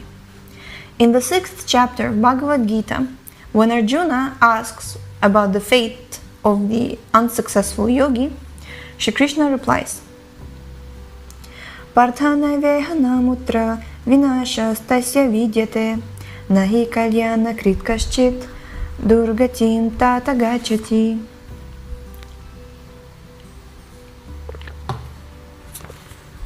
Son of Pritha, a transcendentalist engaged in auspicious activities, does not meet with destruction either in this world or in the spiritual world. One who does good, my friend, is never overcome by evil. Bhagavad Gita 6.40. The Lord then indicates that the unsuccessful yogi takes up his practice of Krishna consciousness in the next life, beginning from the point where he left off. In other words, if one has finished 50% of the process in one life, in the next life he begins at 51%. Whatever material assets we communicate in our life, however, are all annihilated at death, for we cannot take material opulence with us. However, one should not think that he will do well to wait for the next life to attain Krishna consciousness. We should try to fulfill the mission of Krishna consciousness in this life. Krishna promises us that one who becomes his devotee will come to him without fail. Manmana bhava madbhakto madhyaji mam namaskuru mam eva shasi satyam te pratijane priyosime. Always think of me, become my devotee, worship me, and offer your homage unto me. The result is that you will come to me without fail. I promise you this because you are my very dear friend. Bhagavad Gita 18.65. When we think of coming to Krishna, we should not think that we will be standing before a void or an impersonal bright light. Krishna, God, is a person, just as we are persons. Materially, we can understand that our Father is a person, and that His Father is also a person, and that His Father's Father is a person, and so on, back to the Supreme Father, who must also be a person. This is not very difficult to understand, and it is noteworthy that God is called the Supreme Father, not only in the Vedas, but in the Bible, Quran, and other scriptures. The Vedanta Sutra also confirms that the Absolute Truth is the original Father, from whom everything has taken birth or emanated. This is also confirmed in the Vedas. Nitya Nityanam Chetanas Chetananam Eko Bahunam Yo Vidadhati Kaman. The Lord is the Supreme Eternal amongst all eternals, and the Supreme Living Entity amongst all living entities. He is maintaining all others. The desires and life symptoms displayed by all living entities are simply reflections of the desires and life symptoms of the Supreme Father.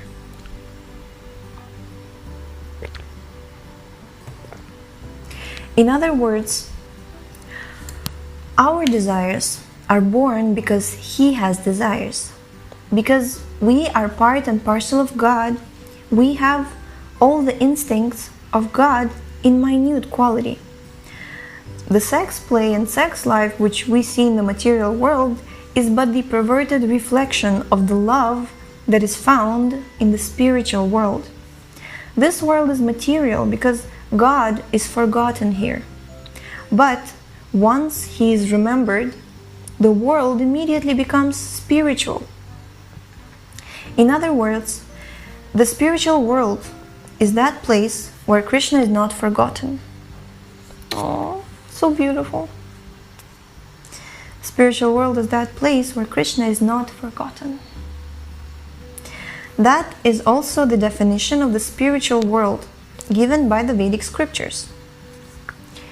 We must therefore plan our lives in such a way that it will not be possible for us to forget Krishna for a moment.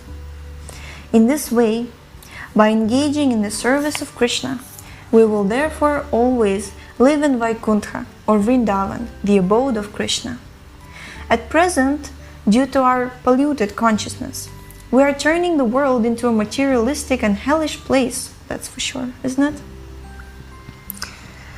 I mean, we're in 2020 here, so it's a materialistic and hellish place. And because we are ignorant of our constitutional position, we have created innumerable problems, just as in dreams we create so many problems. But in actuality, there are no problems. I may dream that I am in a great storm, or that I'm being pursued, or that someone is taking my money, or that I'm being devoured by a tiger, but actually, these are all creations of my mind. Asango hya yam purusha iti shrute.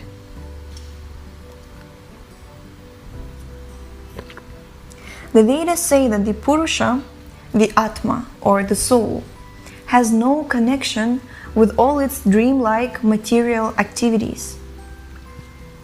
Therefore, we must engage in this Krishna consciousness process to awaken from this dreaming condition. Above all the fruitive laborers, speculators, and mystic yogis are the bhaktas, or devotees of Krishna.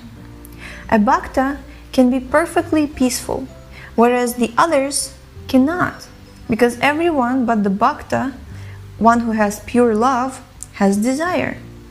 A Shuddha Bhakta is desireless because he is simply happy serving Krishna. He does not know or even care whether God is Krishna or not. He just wants to love Krishna. Nor is he concerned with the fact that Krishna is omnipotent or that he is all-pervasive. In Vrindavan, the cowherd boys and the gopis did not know whether Krishna was God or not, but they simply loved him. Although they were not Vedantists, yogis, or karmis, they were happy because they were simple village girls and boys who wanted to see Krishna.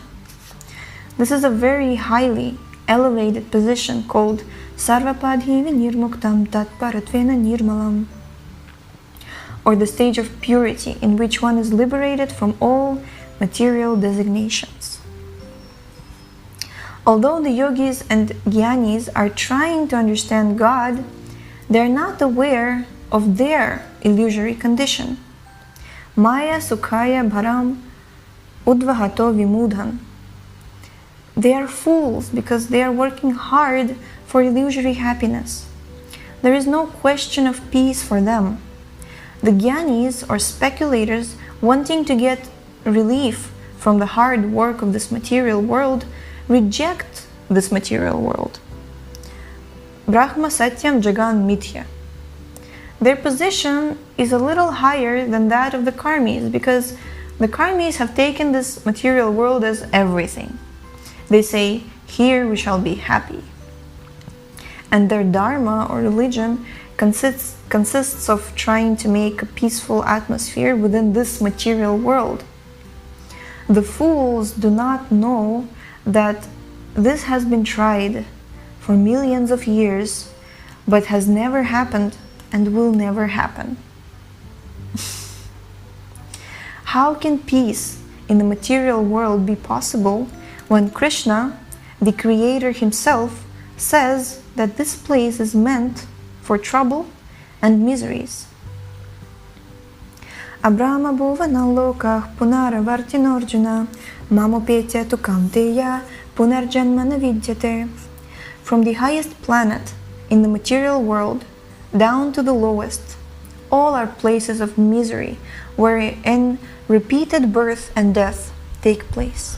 Bhagavad Gita 18.16.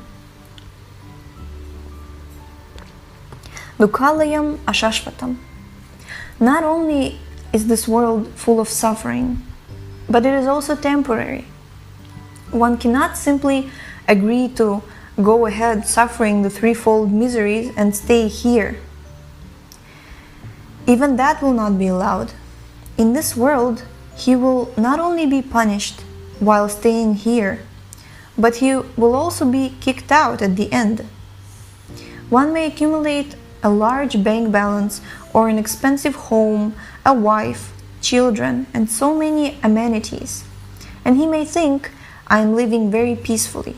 But at any day he may be told, please get out.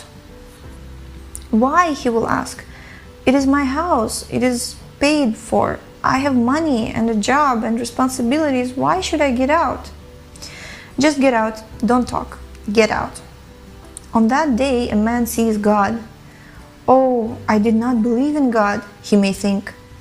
But now here is God finishing off everything. Thus it is said that the demoniac recognizes Krishna as death, for it is at that time that he takes everything away from him. Why do we want to see God as death? When the demon Hiranyakashipu saw Krishna, he saw him as death, personified. But the devotee Prahlad saw him in his personal form as his beloved Lord. Those who challenge God will see him in his ghastly aspect, but those who are devoted to him will see him in his personal form. In any case, everyone will ultimately see God. A person who is honest can always see Krishna everywhere. Krishna says, try to understand me, try to see me everywhere. By way of facilitating this method, the Lord says, Rasoham apsukanteya, I am the taste of water. When we are thirsty and in need of a glass of water, we can drink it and feel happy, understanding that the power of water to quench our thirst is Krishna. Similarly, as soon as there is sunrise or moonshine, we can see Krishna. For he says, Prabhasmi Shashri Suryayoh, I am the sun and moon. At a further stage, we can see Krishna as the life force within everything, as he indicates in Bhagavad Gita.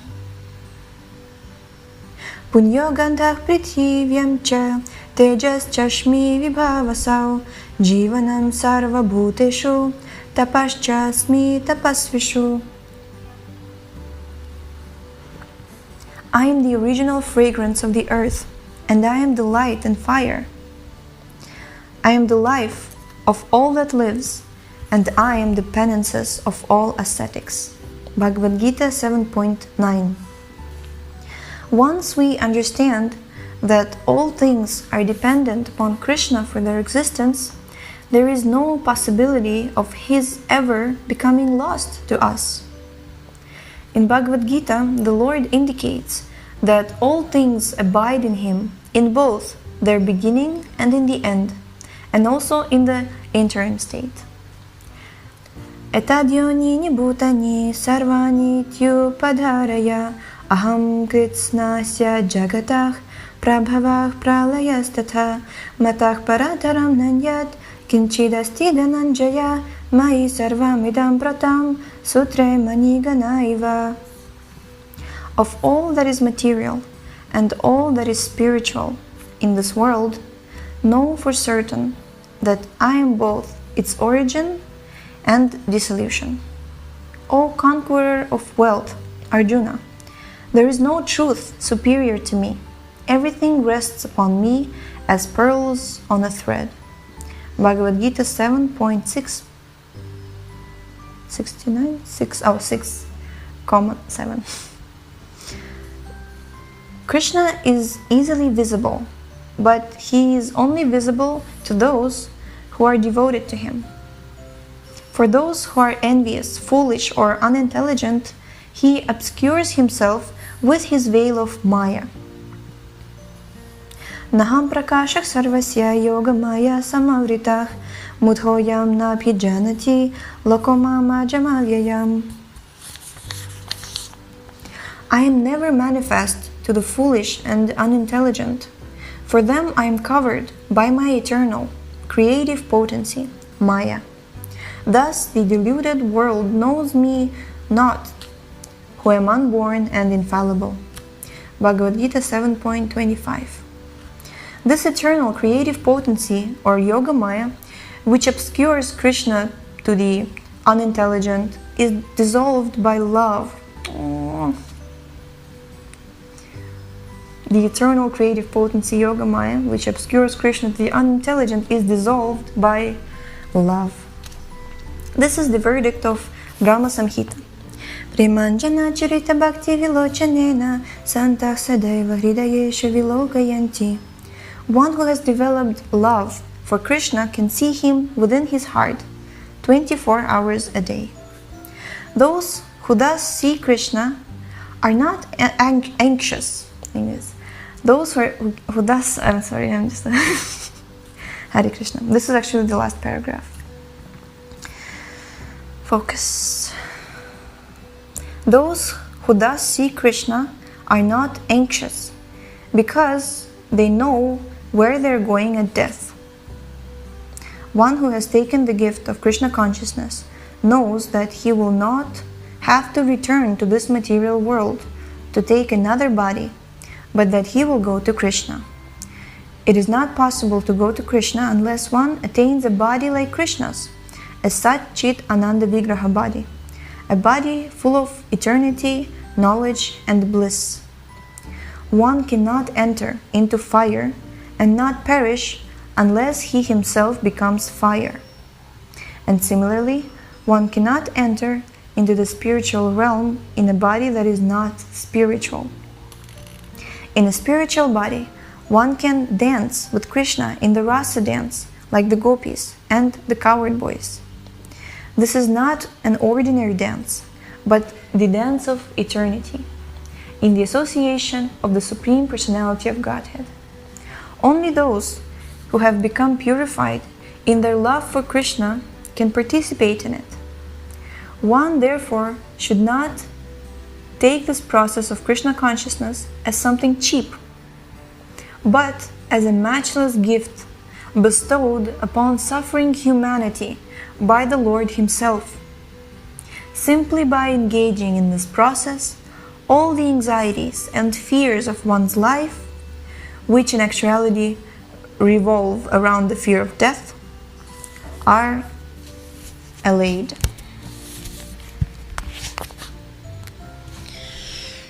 Jai Srila Prabhupada ki Jai.